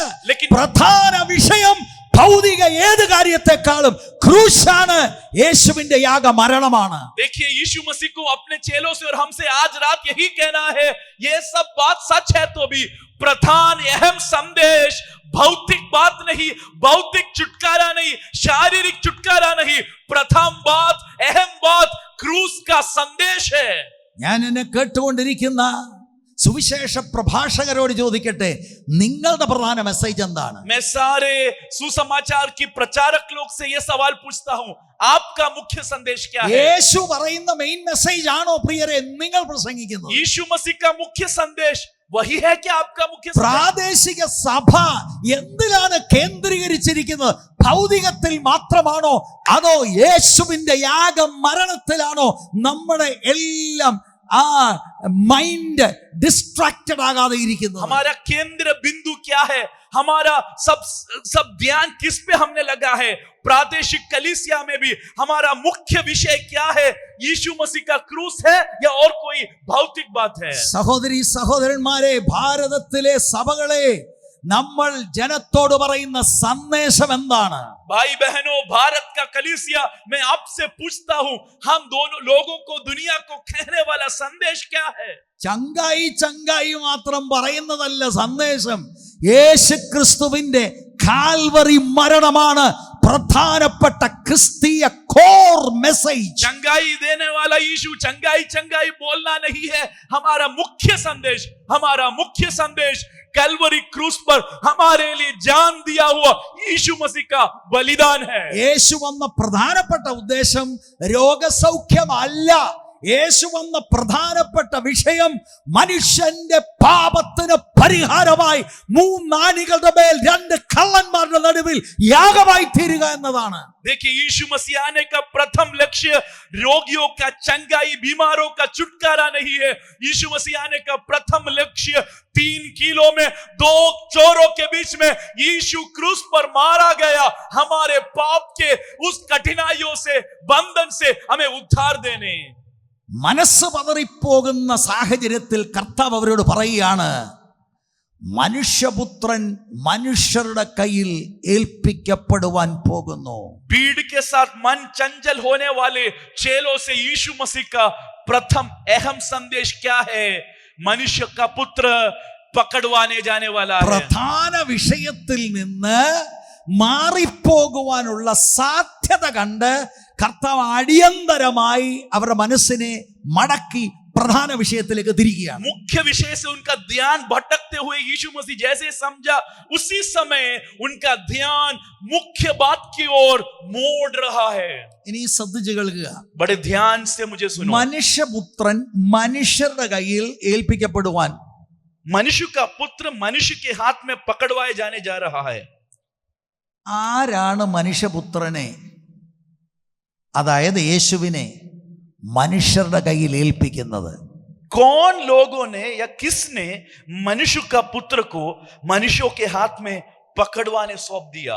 യേശു ഏൽപ്പിക്കപ്പെടുവാൻ പോകുന്നത് തീർച്ചയായും യൂദാസിലൂടെയാണ് എന്ന് നമുക്ക് ചിന്തിക്കാൻ കഴിയും. हमें मालूम है यूदा के द्वारा यीशु मसीह को इन लोगों के हाथ में पकड़वाया गया. നമുക്കറിയാം യൂദാസ് ആണ് നമ്മുടെ വാഴ്ത്തപ്പെട്ട കർത്താവിനെ ഒറ്റിക്കൊടുത്തത്. हम जानते हैं कि विश्वासघात कर यूदा ने यीशु मसीह को दुश्मनों के हाथ में सौंप दिया. അപ്പോസ്തലപ്രവൃത്തി 3:13 प्रेरितों के काम 3:13 में യേശുവിനെ മരണത്തിന് ഏൽപ്പിച്ചതിന് ജൂതന്മാർക്കും കുറ്റമുണ്ട്. यूदा ही नहीं, पूरी यहूदी जातियों को यीशु मसीह के मृत्यु में अपना हाथ लगे हैं. അവര് മാത്രമല്ല, മത്തായിയുടെ സുവിശേഷം 27:26 പീലാത്തോസും കുറ്റക്കാരനാണ്. 27-26 मत्ती के सुसमाचार में हम क्या पढ़ते हैं? सिर्फ यहूदी नहीं, पीलातुस भी यीशु के मृत्यु में भागी है. അങ്ങനെ അവൻ ബറബാസിനെ അവർക്ക് വിട്ടുകൊടുത്തു, യേശുവിനെ ചമ്മട്ടി കൊണ്ടടുപ്പിച്ച് ക്രൂശിക്കേണ്ടതിന് ഏൽപ്പിച്ചു എന്നാണ് പീലാത്തോസിനെ കുറിച്ച് പറയുന്നത്. पीलातुस के बारे में क्या कहता है उस वचन में? बरब्बास को उसने छोड़ दिया और वो मारे जाने के लिए, यीशु मसीह को पकड़वा देने के लिए पीलातुस यीशु मसीह को सौंप दिया. പക്ഷേ एक बात मैं कहूं, ആത്യന്തികമായി ദൈവം തന്നെ ആയിരുന്നു യേശുവിനെ ഏൽപ്പിച്ചു കൊടുത്തത്. देखिए, लेकिन इन सब लोगों को इस बात में जिम्मेदारी है, जवाबदारी है, तो भी अंतिम रूप में, सबके अंत में परमेश्वर पिता ने ही यीशु मसीह को मृत्यु के लिए सौंप कर दिया. മനുഷ്യപുത്രനെ മനുഷ്യരുടെ കയ്യിൽ ഏൽപ്പിക്കുന്നതിന്റെ പ്ലാനിങ് മുഴുവനും പിതാവാം ദൈവമാണ് ചെയ്തത്. पिता परमेश्वर की योजना के हिसाब से ही यीशु मसीह को मनुष्यों के हाथ में पकड़वाया दिया गया. യെശയ്യാ പ്രവചനം 53:10 यशायाह नबी के किताब, नबूवत की किताब में हम क्या पढ़ते हैं? എന്നാൽ അവനെ തകർത്ത് കളവാൻ യഹോവയ്ക്ക് ഇഷ്ടം തോന്നി, അവൻ അവന് കഷ്ടം വരുത്തി. 53 यशायाह नबूवत की किताब 53 वचन उसके 10वां आयत में हम क्या पढ़ते हैं? उसे नाश करने के लिए परमेश्वर की इच्छा थी। റോമാലേഖനം 8-32 നമുക്ക് മനപ്പാഠം അറിയാമെന്ന വാക്യം. रोमियो की पत्रिका 8वां अध्याय उसका 32वां वचन हमें सब जानते हैं। സ്വന്തം പുത്രനെ ആദരിക്കാതെ നമുക്ക് എല്ലാവർക്കും വേണ്ടി ഏൽപ്പിച്ച് തന്നവൻ അവനോടുകൂടെ സകലവും നമുക്ക് നൽകാതിരിക്കുമോ? पौलुस क्या कहता है, हमारे उसके अपना पुत्र को हमारे लिए परमेश्वर ने सौंप दिया तो उसके साथ हमारे लिए सब कुछ ना देगा क्या? പെന്തക്കോസ്ത് ദിവസം അഭിഷക്തനായ പത്രോസ് എഴുന്നേറ്റ് നിന്നുകൊണ്ട് 2-ാം അധ്യായത്തിന്റെ 14 മുതൽ 36 വരെയുള്ള വാക്യങ്ങളിൽ യേശുക്രിസ്തുവിനെ കേന്ദ്രീകരിച്ചുള്ള ഒരു മെസ്സേജിൽ അതിന്റെ 23-ാം വാക്യം ഞാൻ വായിക്കാം. देखिए प्रेरितों के काम 2 अध्याय में पेंतकोस्त के दिन में पत्रुस के उस महा संदेश के 23वां वचन में हम क्या पाते हैं? ദൈവം നിങ്ങൾക്ക് കാണിച്ചു തന്ന പുരുഷനായ നസ്രയനായ യേശുവിനെ ദൈവം തന്റെ സ്ഥിരനിർണയത്താലും എന്ന് പറഞ്ഞാൽ പ്രീ ഡിറ്റർമിൻഡ് പ്ലാൻ എന്ന് പറഞ്ഞാൽ deliberate plan of God. देखिए उसी यीशु को जो परमेश्वर की ठहराई हुई योजना और पूर्व ज्ञान, देखिए ठहराई हुई योजना यानी कि पहले ही परमेश्वर ने ठहराई रखे हुए एक योजना थी. സ്ഥിര നിർണയത്താലും മുൻ അറിവിനാലും ഫോർ നോളജ് ഓഫ് ഗോഡ്, परमेश्वर का पूर्व ज्ञान के हिसाब से ഏൽപ്പിച്ചിട്ട് उनको पकड़वाया गया. നിങ്ങൾ അവനെ അധർമ്മികളുടെ കയ്യാൽ തറപ്പിച്ച് കൊന്നു.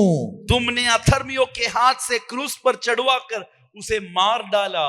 ആത്യന്തികമായി യേശുവിന്റെ ക്രൂശ് മരണം പിതാവാം ദൈവം പ്ലാൻ ചെയ്തതാണ്. अंतिम रूप में जब हम समझे यीशु मसीह की क्रूस की जो वध है वो पिता परमेश्वर का योजना है. എന്നാൽ ലൂക്കോസ് 22:22 പറയുന്നത്, लेकिन लूका 32 में हम क्या पढ़ते हैं? ദൈവഹിതം മനുഷ്യരാശിയെ അതിന്റെ ഉത്തരവാദിത്വത്തിൽ നിന്ന് ഒഴിവാക്കുന്നില്ല.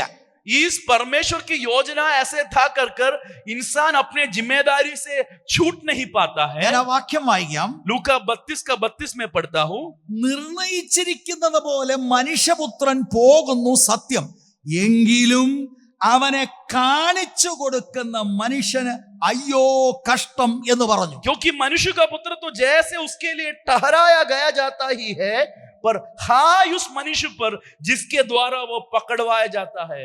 ഏറ്റവും പ്രധാനപ്പെട്ട സന്ദേശമാണ് പലപ്പോഴും ഇന്നത്തെ ദൈവസഭയും ബോധപൂർവം മറന്നുപോകുന്നത്. इस मुख्य संदेश को आज की कलीसिया जानबूझकर भूल गई है. പുരുഷാരമിളകുന്ന കണ്ടപ്പോൾ കൂടെ നടക്കുന്ന ശിഷ്യന്മാരും പ്രധാന വിഷയം മനസ്സിലാക്കാതെ അതിനകത്താകുന്നത് പോലെയുള്ള അനുഭവത്തിൽ കർത്താവ് പറയാ, ശ്രദ്ധിച്ചു കേൾക്ക്. देखिए भीड़ के साथ जब हिले हुए भीड़ के साथ चेले भी चंचल होने लगे. परमेश्वर बोल रहा है, यीशु मसीह बोल रहा है, ध्यान से सुनो. ഭാരതത്തിലെ ദൈവസഭ ശ്രദ്ധിച്ചു കേൾക്ക്. भारत की कलीसिया ध्यान से सुनो. പ്രോസ്പെരിറ്റി ഗോസ്പൽ അല്ല പ്രധാന സന്ദേശം, അത് തിന്മയാണ്, തെറ്റാണ്. देखिए मुख्य संदेश इस संसार की जो धन दौलत और समृद्धि मिलेगा ये नहीं है, वो गलत संदेश है. അത് കിട്ടും ഇത് കിട്ടും എന്ന് പറഞ്ഞ് ആളുകളുടെ മനസ്സിനെ കാൻവാസ് ചെയ്ത് വൈകാരികമായി ആളുകളെ ഇളക്കി നിർത്തുന്ന പരിപാടികൾ നിർത്തി ക്രിസ്തു കേന്ദ്രിതമായി ക്രൂശ് കേന്ദ്രിതമായുള്ള സന്ദേശങ്ങളിൽ അവരുടെ ഹൃദയങ്ങളെ ഉറപ്പിക്കാൻ തക്കവണ്ണം ആധുനിക ഇന്നത്തെ ദൈവസഭകൾ തയ്യാറാകട്ടെ. आज का कलीसिया तैयार होना चाहिए. वो मिलेगा ये मिलेगा, भावनात्मक रूप में लोगों के मन को हिलाकर उन्हें गलत दिशा में धकेलने नहीं, क्रूस का संदेश कहकर सच्ची मसीही विश्वास में सभी लोगों का नींव डालने के लिए आज की सेवक लोग परिश्रम करें. ലൂക്കോസിന്റെ സുവിശേഷം 24 വരുമ്പോൾ हम लूका की सुसमाचार 24वां वचन में जब हम ഈ आए, കഷ്ടാനുഭവങ്ങളും ക്രൂശു മരണവും ഇത് മുഴുവനും പ്രവാചക പുസ്തകത്തിൽ പഴയ നിയമത്തിൽ രേഖപ്പെടുത്തിയതാണ്. അക്കമിട്ടുകൊണ്ട് യേശുവിന്റെ ജീവിതത്തിൽ നിവൃത്തിയാകുന്നത്. यीशु मसीह का जुनून, कष्टानुभव और यीशु मसीह की मृत्यु, ये सब बातें पुराना नियम के नबूवत लोग ने और पुराने नियम के लेखक लोग ने पहले ही कहा था. കർത്താവ് ഉയർത്തെഴുന്നേറ്റ് കഴിഞ്ഞിട്ട് പിന്നെയും ക്ലാസ് എടുക്കുകയാണ്, കാരണം അവർക്ക് ഇത് മനസ്സിലാകുന്നില്ല. परमेश्वर जी उठ के बाद वापस बार बार उन्हें उसी बात का बोध दे रहा है. എല്ലാം മനസ്സിലാകും, മനസ്സിലാകാത്തത് ക്രൂശിന്റെ സന്ദേശം. सब बात समझ में आएगा, लेकिन क्रूस का संदेश बिल्कुल नहीं समझेगा। 24 അധ്യായത്തിന്റെ ആദ്യത്തെ 12 വാക്യങ്ങളിൽ കുറെ സഹോദരിമാർ തുറക്കപ്പെട്ട കല്ലറയുടെ അവിടെ പോകുന്നതാണ് രംഗം. 24वां अध्याय में उसके पहले 12 आयत में कुछ बहन लोग उस खुले कब्र की ओर जा रहे हैं. അവർ വാസ്തവത്തിൽ കർത്താവിന്റെ ശവശരീരത്തെ അനോയിന്റ് ചെയ്യാൻ പോയതാണ്. वो परमेश्वर यीशु मसीह के उस मृत शरीर को आशीर्वाद करने गए. അവിടെ ചെന്നപ്പോൾ ദൂതന്മാരുടെ ദർശനം അവർക്കുണ്ടായി. उधर गए तो उन्हें स्वर्गदूतों का दर्शन हुआ. ഇവർക്ക് ഒരു വിശ്വാസവും ഇല്ല യേശു ഉയർക്കുമെന്നല്ലേ, പിന്നെ പോകത്തില്ലായിരുന്നു. उन्हें कोई विश्वास नहीं था यीशु जी उठेगा, नहीं तो वो नहीं जाते. ഇവരവിടെ ചെന്നപ്പോൾ ദൂതന്മാര് പറയുക, നിങ്ങളോട് കൂടെ ഇരുന്നപ്പോൾ അവൻ പറഞ്ഞ വചനം സന്ദേശം ഓർക്കുന്നില്ലേ? वो स्वर्गदूत इस बहनों से पूछ रहा है, जब वो तुम्हारे साथ था उसने जो संदेश कहा वो तुम्हें याद नहीं है क्या? സഹോദരിമാർക്ക് ആ വചനം ഓർമ്മ വന്നപ്പോൾ സന്തോഷത്തോടെ അവർ മടങ്ങിപ്പോയി. जब उन्हें वो वचन याद आया वो खुशी के साथ लौट गए. 13 വാക്യം മുതൽ 35 വാക്യം വരെ എമ്മൗസിലേക്ക് പോകുന്ന ശിഷ്യന്മാർ. देखिए 13वां वचन से 25वां वचन तक जो एमोस में जाने वाले उस दो चेले, 7 മൈൽ ദൂരമാണ്. देखिए 7 मील की दूरी है. യേശു അവരുടെ കൂടെ നടന്നു, പക്ഷെ അവരുടെ കണ്ണ് നിരോധിക്കപ്പെട്ടിരുന്നു. यीशु मसीह उनके साथ चल रहे हैं लेकिन उनकी दर्शन वो तो निरोध किया गया था. വളരെ ഡിസ്കറേജ്ഡ് ആയി അവർ തകർന്ന ഹൃദയത്തോടെ പോവുകയാണ്. देखिए दिल बैठे हुए वो आगे जा रहे हैं. അതിന്റെ 25 മുതൽ 27 വരെയുള്ള വാക്യം ഞാൻ വായിക്കാം. 25वां वचन से 28वां वचन तक मैं पढ़ता हूं. അവൻ അവരോട്, അയ്യോ ബുദ്ധിഹീനരെ, പ്രവാചകന്മാർ പറഞ്ഞിരിക്കുന്നതെല്ലാം വിശ്വസിക്കാത്ത മന്ദബുദ്ധികളെ, ക്രിസ്തു ഇങ്ങനെ കഷ്ടം അനുഭവിച്ചിട്ട് തന്റെ മഹത്വത്തിൽ കടക്കേണ്ടതല്ലയോ എന്ന് പറഞ്ഞു. മോശ തുടങ്ങി സകല പ്രവാചകന്മാരിൽ നിന്ന് എല്ലാ തിരുവെഴുത്തുകളിലും തന്നെ കുറിച്ചുള്ള അവർക്ക് വ്യാഖ്യാനിച്ചു കൊടുത്തു. देखिए 25वां वचन 24 अध्याय लूका में क्या बातें हैं. तब उसने उनसे कहा, हे निर्बुद्धियों और भविष्यवक्ताओं के सब बातों पर विश्वास करने में मंदमतियों, क्या अवश्य न था कि मसीहा से ये दुख उठाकर अपने महिमा में प्रवेश करे? तब उसने मूसा से और सब भविष्यवक्ताओं से आरंभ कर सारे परमेश्वर की में पवित्र शास्त्र में से अपने विषय में लिखे बातों का अर्थ उन्हें समझा दिया. എല്ലാം വിശ്വസിക്കാത്ത മന്ദബുദ്ധികളെ, കുറച്ച് വിശ്വാസമുണ്ട് മെസ്സിയ വരുമെന്നും ഒക്കെ അറിയാം, എല്ലാം വിശ്വസിക്കുന്നില്ല. കഷ്ടാനുഭവങ്ങളിലൂടെ കടന്നു പോകുന്ന ക്രൂശിതനാകുന്ന ഒരു മെസ്സിയ അവരുടെ സങ്കല്പത്തിൽ ഇല്ല. पूरा विश्वास न करने वाले निर्बुद्धि लोग वो मसीहा में विश्वास करते हैं, मसीहा आएगा बोलते हैं, लेकिन मसीहा की कष्ट और जुनून और मृत्यु इन बातों पर विश्वास न करने वाले निर्बुद्धि, ऐसे यीशु कहता है. ഇപ്പോൾ ഭൂമിയിൽ ദൈവരാജ്യം കൊണ്ടുവരുന്ന മെസ്സിയയെ കുറിച്ച് ഉള്ളവർക്ക് അറിവ്. उनको एक ही बात मालूम है, मसीहा आएगा और अक्षरिक राज्य का स्थापना ഇത് करेगा. തന്നെയാണ് ഇന്നത്തെയും ആധുനിക സഭയ്ക്ക് പറ്റിയിരിക്കുന്നത്. आज का कलीसिया का भी यही दिक्कत है. പ്രവാചകന്മാർ എഴുതിയിരിക്കുന്നത് മുഴുവനും കർത്താവ് 7 മൈൽ ഒരു ബൈബിൾ സ്റ്റഡി അങ്ങ് എടുക്കുകയാണ്. देखिए पुराने नियम की नबूवत और भविष्यवक्ताओं ने जो बातें लिखी है उसका एक बाइबल स्टडी ले रहे हैं. അവരുടെ വീട്ടിൽ ചെന്ന് അപ്പം മുറുക്കി കൊടുത്തപ്പോൾ അവരുടെ കണ്ണ് തുറന്നു, കർത്താവ് അവിടുന്ന് അപ്രത്യക്ഷനായി. देखिए उनके घर जाकर जब रोटी को उसने तोड़ा उनका आंख खुल गए और यीशु मसीह वहां से चल गए. അവര് പറയുന്ന ഒരു വാക്കുണ്ട്, യേശു കർത്താവ് നമ്മളോടൊപ്പം നടന്ന് തിരുവെഴുത്തുകളെ വ്യാഖ്യാനിച്ച് തന്നപ്പോൾ നമ്മുടെ ഉള്ളം കത്തിക്കൊണ്ടിരുന്നല്ലോ. देखिए जब यीशु मसीह ने उस वचन को हमसे कहा तो हमारे अंदर एक प्रत्येक रूप का अनुभव हुआ. ഉണർവ് പ്രസംഗകനാന്നും പറഞ്ഞ് വന്ന് കത്തട്ടെ കത്തട്ടെ കത്തട്ടെ എന്ന് പറയുന്ന കത്തലല്ലിത്. देखिए ദൈവവചനം പറഞ്ഞപ്പോൾ ഉള്ളു കത്തി. അതാണ് ഇന്നും ദൈവത്തിന് ചെയ്യാനുള്ളത്. देखिए उनको उत्तेजन हुआ. किसी प्रचारक जलेगा, आग है, अग्नि अग्नि अग्नि कहने पर होने वाला उत्तेजन नहीं है. सच्चे वचन की जो सही परख जब यीशु मसीह ने उनको समझा के दिया, उनके अंदर एक उत्तेजन आया. 24 അധ്യായത്തിൽ അതിന്റെ 36 മുതൽ 47 വരെയുള്ള വാക്യങ്ങളിൽ മറ്റ് ശിഷ്യന്മാർ ഇരിക്കുന്ന അവിടേക്ക് യേശു പ്രത്യക്ഷനാകുകയാണ്. देखिए इसे 24वां अध्याय में 36 से 40 तक दूसरे चेले जहां एकत्रित थे वहां यीशु मसीह उनके बीचों बीच आते हैं. അവർക്കും കഷ്ടാനുഭവങ്ങളിലൂടെ കടന്നുപോയ ക്രൂശിതനായ യേശു ഒരിക്കലും ഉയർക്കുമെന്ന് അവർക്ക് യാതൊരു ചിന്തയില്ല. उन चेलों को भी यीशु जी उठेगा इस बात का कोई प्रतीक्षा नहीं था. 44 മുതലുള്ള വാക്യങ്ങളും ശ്രദ്ധിച്ചാട്ടെ. देखिए 44वां वचन हम जरा देखिए। പിന്നെ അവൻ അവരോട്, ഇതാകുന്നു നിങ്ങളോടുകൂടെ ഇരിക്കുമ്പോൾ ഞാൻ പറഞ്ഞ വാക്ക്. ये मेरे वो बात है जो मैं तुम्हारे साथ रहता तब मैंने तुमसे कहा था। മോശയുടെ ന്യായപ്രമാണത്തിലും പ്രവാചക പുസ്തകങ്ങളിലും സങ്കീർത്തനങ്ങൾ എന്ന് പറഞ്ഞാൽ ഓൾഡ് ടെസ്റ്റമെന്റ് മുഴുവൻ എന്നെക്കുറിച്ച് എഴുതിയിരിക്കുന്നതൊക്കെയും നിവൃത്തിയാകണം എന്നുള്ളത് തന്നെ എന്ന് പറഞ്ഞു. തിരുവെഴുത്തുകളെ തിരിച്ചറിയേണ്ടതിന് അവരുടെ ബുദ്ധിയെ തുറന്നു. ക്രിസ്തു കഷ്ടം അനുഭവിക്കുകയും 3-ാം നാൾ മരിച്ചവനിൽ നിന്ന് ഉയർത്തെഴുന്നേൽക്കുകയും അവന്റെ നാമത്തിൽ മാനസാന്തരവും പാപമോചനവും യെരുശലേമിൽ തുടങ്ങി സകല ജാതികളിലും പ്രസംഗിക്കുകയും വേണം എന്നിങ്ങനെ എഴുതിയിരിക്കുന്നു. इस 44वां वचन से हम जरा ध्यान से देखिए। अवश्य है कि जितने बातें मूसा की व्यवस्था और भविष्यवक्ताओं और भजनों की पुस्तकों में मेरे विषय में लिखा है, यानी पूरा पुराना नियम सब पूरी हो, तब उसने पवित्र शास्त्र बुझने के लिए उनके समझ खोल दी और उनसे कहा, यो लिखा है कि मसीह दुख उठाएगा और तीसरे दिन मरे हुए में से जी उठेगा और यरूशलेम से लेकर सब जातियों में मन फिराव के और पाप की क्षमा की प्रचार उसी के नाम से किया जाएगा। മനുഷ്യപുത്രൻ മനുഷ്യരുടെ കയ്യിൽ ഏൽപ്പിക്കപ്പെടുക. मनुष्य का पुत्र मनुष्य के हाथों में पकड़वाने जा रहा है. ആരായി ഏൽപ്പിച്ചത്? कौन इसे पकड़वाया?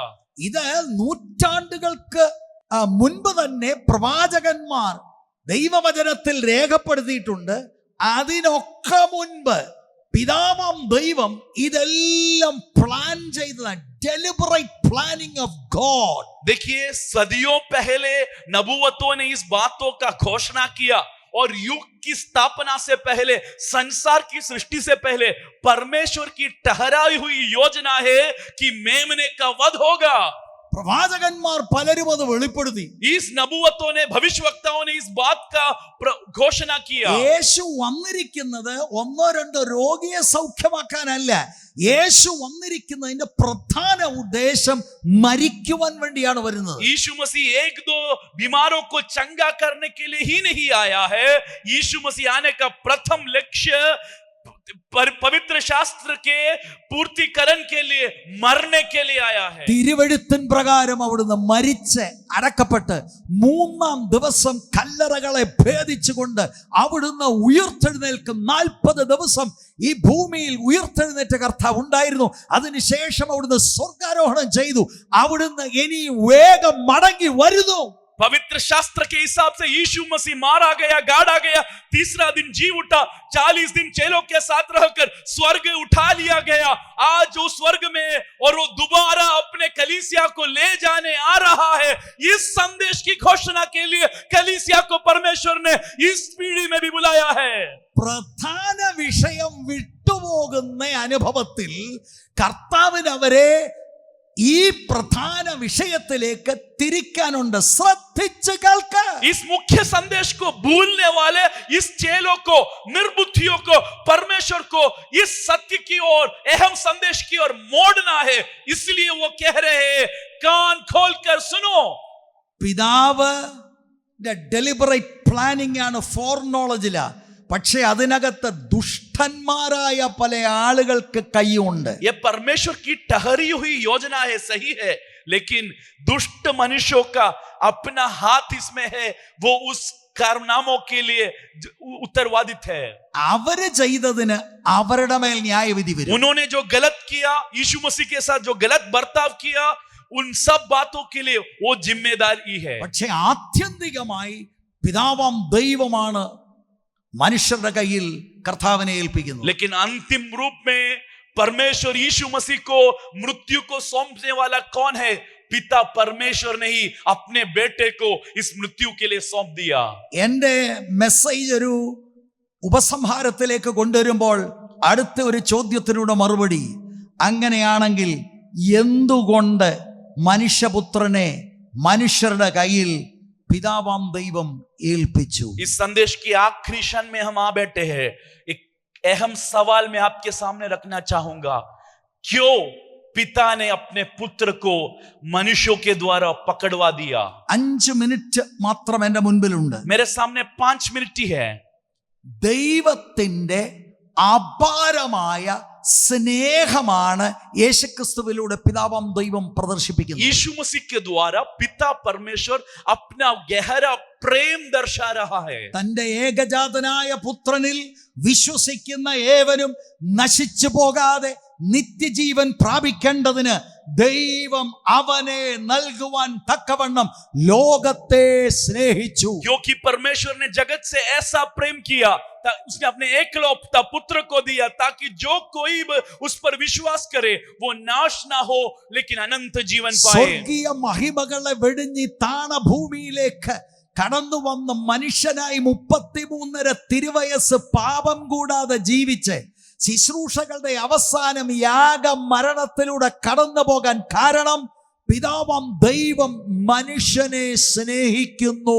स्वर्ग की महिमा को छोड़कर 33.5 साल पाप के बिना इस संसार में जीकर आखिरी में क्रूस की बलिदान के द्वारा अपने आप को यीशु मसीह ने क्यों सौंप दिया?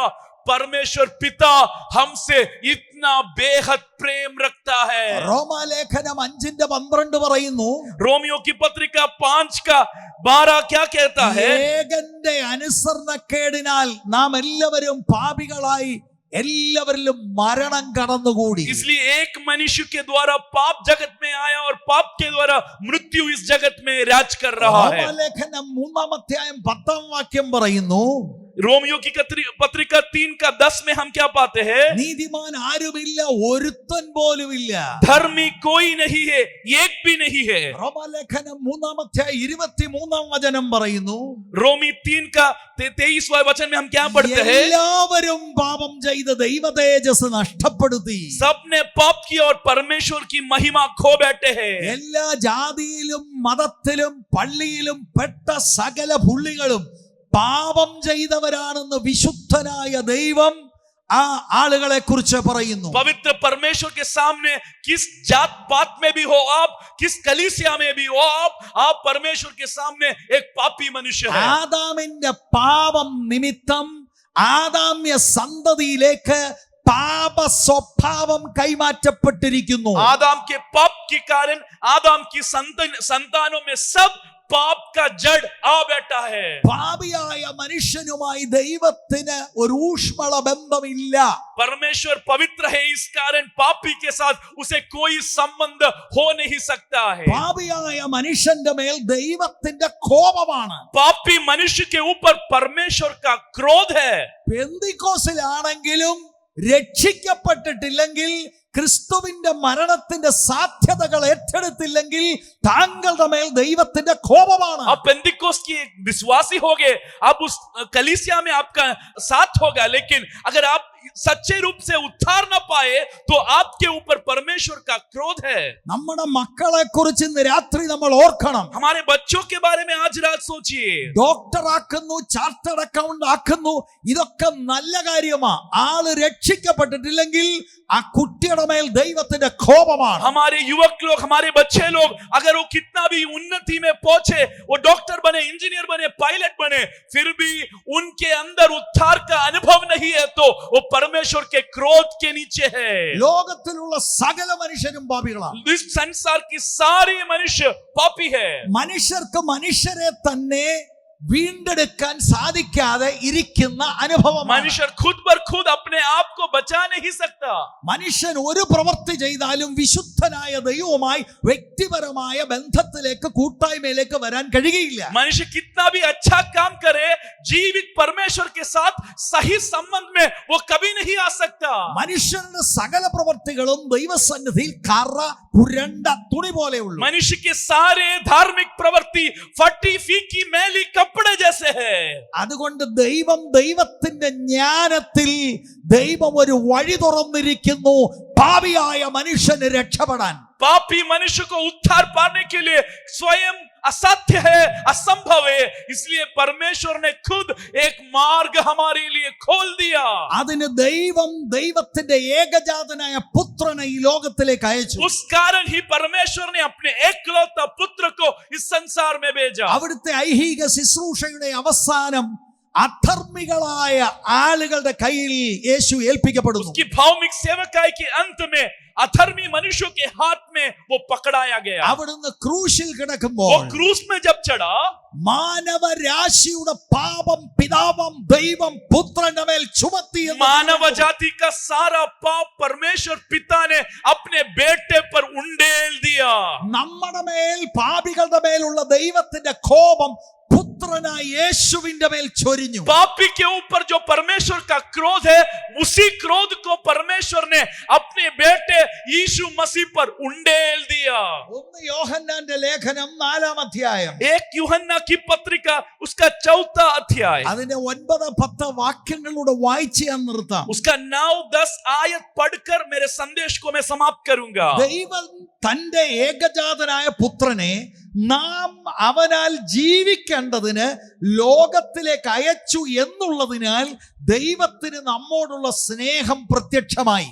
जो प्रेम परमेश्वर हमसे रखता है वह इससे प्रकट हुआ कि परमेश्वर ने अपने एकलौता पुत्र को जगत में भेजा ताकि उसके द्वारा हम जीवन पाए. കാനഡയിലേക്ക് ന്യൂസിലൻഡിലേക്ക് മക്കളെ അയച്ചതിലല്ല ദൈവത്തിന്റെ സ്നേഹം. हमारे बच्चे कनाडा और न्यूजीलैंड में जाने में नहीं है परमेश्वर का प्रेम प्रकट. ദൈവം ഇല്ലെന്ന് പറയുന്നവന്റെ മക്കളും ഇവിടൊക്കെ പോകുന്നുണ്ട്. परमेश्वर को इनकार करने वाले लोगों के बच्चे भी इन अनेक देश में जाते हैं. ദൈവത്തിന് നമ്മളോടുള്ള സ്നേഹം പ്രത്യക്ഷമായത് ദൈവത്തിന്റെ ഏകജാതനായ പുത്രനെ നാം അവനാൽ ജീവിക്കേണ്ടതിന് ലോകത്തിലേക്ക് हम അയച്ചപ്പോൾ उसके द्वारा जीवित होने के लिए हमारे खातिर यीशु मसीह को संसार में भेजा.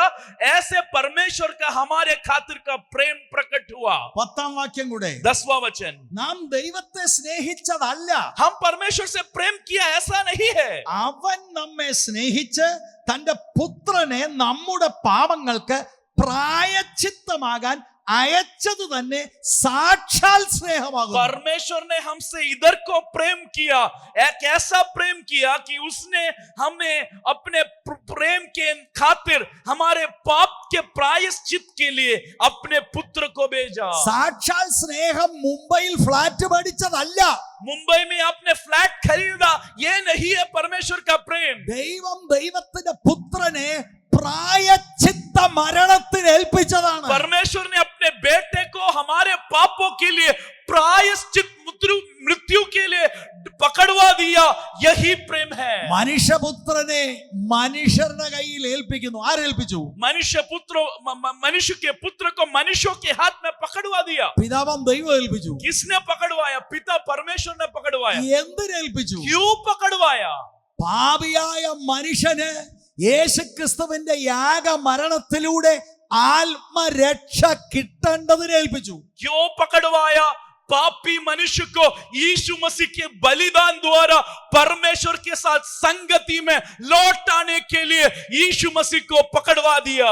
ഈ 10-ാം വാക്യം പറയുന്നത് യേശുവിന്റെ മരണം പ്രായശ്ചിത്ത മരണമെന്നാണ്. यीशु के मृत्यु को 10वां वचन क्या बुलाता है? प्रायश्चित का मृत्यु. അർത്ഥം എന്താണ്? इसका अर्थ क्या है? ക്രൂശിൽ കിടക്കുന്ന യേശുവിന്റെ മേൽ മനുഷ്യന്റെ പാപം കണക്കിടപ്പെട്ടു. इंसान मानव जाति के लोगों का पाप क्रूस पर यीशु मसीह पर उंडेला गया. പാപിയുടെ മേൽ ഉണ്ടായിരുന്ന ദൈവത്തിന്റെ കോപം പുത്രന്റെ മേൽ ചൊരിഞ്ഞു. जो परमेश्वर का क्रोध आपके और मेरे ऊपर था, वो परमेश्वर यीशु मसीह पर उंडेला. ആ കോപത്തെ പുത്രൻ ശമിപ്പിച്ചതാണ് പ്രായശ്ചിത്ത മരണം. उस क्रोध को परमेश्वर ने समेट लिया हमारे खातिर. यह है प्रायश्चित का मृत्यु. ഒരു പാപിയെയും കർത്താവ് വെറുതെ വിടത്തില്ല. किसी भी पापी को परमेश्वर ऐसे ही खुलेआम नहीं छोड़ेगा. പാപത്തിന്റെ ശമ്പളം മരണമാണ്. നീതിമാനായ ദൈവത്തിന്റെ നീതിയുള്ള കോടതിയിൽ എല്ലാ പാപിയും ശിക്ഷിക്കപ്പെടും. पाप की मजदूरी मृत्यु है. परमेश्वर की धार्मिक उस कोर्ट में सारे पापी का दंड होगा. ദൈവകൃപയിൽ നിൽക്കാത്തവർ ഇന്ന് രാത്രി എന്നെ കേൾക്കുന്നുണ്ടെങ്കിൽ മാനസാന്തരപ്പെട്ട് മടങ്ങി വാ. परमेश्वर की अदालत में हम सब पापी हैं. इस समय उस क्रोध हमारे ऊपर है. अगर हम उद्धार नहीं पाए तो आज परमेश्वर हमें बुला रहा है. मन फिराकर परमेश्वर की ओर लौटा. നാണയത്തിന്റെ ഒരു വശം ദൈവം നീതിമാനാണ്, പാപികളുടെ മേൽ ദൈവത്തിന്റെ ന്യായവിധിയുണ്ട്. इस सिक्के का एक पहलू है, परमेश्वर धार्मिक है और पापी के ऊपर परमेश्वर का क्रोध है। നാണയത്തിന്റെ മറുവശം ദൈവം സ്നേഹമാണ്. ഈ ന്യായവിധിക്ക് വിധിക്കപ്പെട്ട മനുഷ്യനെ ദൈവത്തിന് വീണ്ടെടുക്കണം. सिक्के की दूसरी पहलू क्या है? परमेश्वर प्रेम है और अपने प्रेम में जो पाप में नाश हुआ है उसे उद्धार देना चाहता है। അതിന് ദൈവം ദൈവത്തിന്റെ പുത്രനെ ഏൽപ്പിച്ചു കൊടുത്തു. उस कारण उसने अपने पुत्र को हमारे लिए सौंप दिया। സ്വന്തം പുത്രനെ ആദരിക്കാതെ നമുക്ക് വേണ്ടി ഏൽപ്പിച്ചു കൊടുത്തു. अपना खुद का बेटे को आदर न करते हुए हमारे लिए उसने सौंप दिया।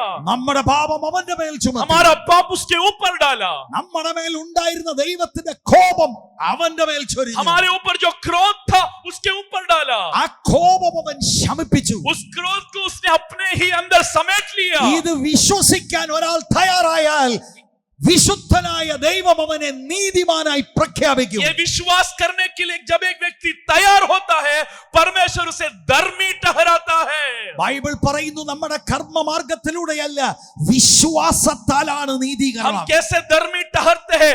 अपने हाथों के कामों से नहीं, विश्वास के द्वारा हम धर्मी ठहरते ഈ हैं। യാഗമരണത്തിൽ വിശ്വസിക്കുന്ന ഒരാളിനെ വിമുക്തനായി ദൈവം പ്രഖ്യാപിക്കുന്നു. इस याग बलिदान की मृत्यु में विश्वास करने वाले व्यक्ति को परमेश्वर खुलेआम वो किसी गलत काम नहीं किया बोलकर उसे छोड़ देता है। അത് മാത്രമല്ല യേശുക്രിസ്തുവിന്റെ നീതി വിശ്വസിക്കുന്നവന് കണക്കിടുന്നു. और यही बात नहीं, विश्वास करने वालों पर यह परमेश्वर की धार्मिकता को उंडेला जाता है। ഒരു 7 മിനിറ്റ് മുന്നോട്ട് പോയതിൽ ഞാൻ നിങ്ങളോട് സോറി പറയുന്നു. എൻ്റെ വാക്കുകൾ ഒറ്റ മിനിറ്റൂടെ ഇനി എടുക്കാതെ ഞാൻ ഉപസംഹരിക്കുകയാണ്.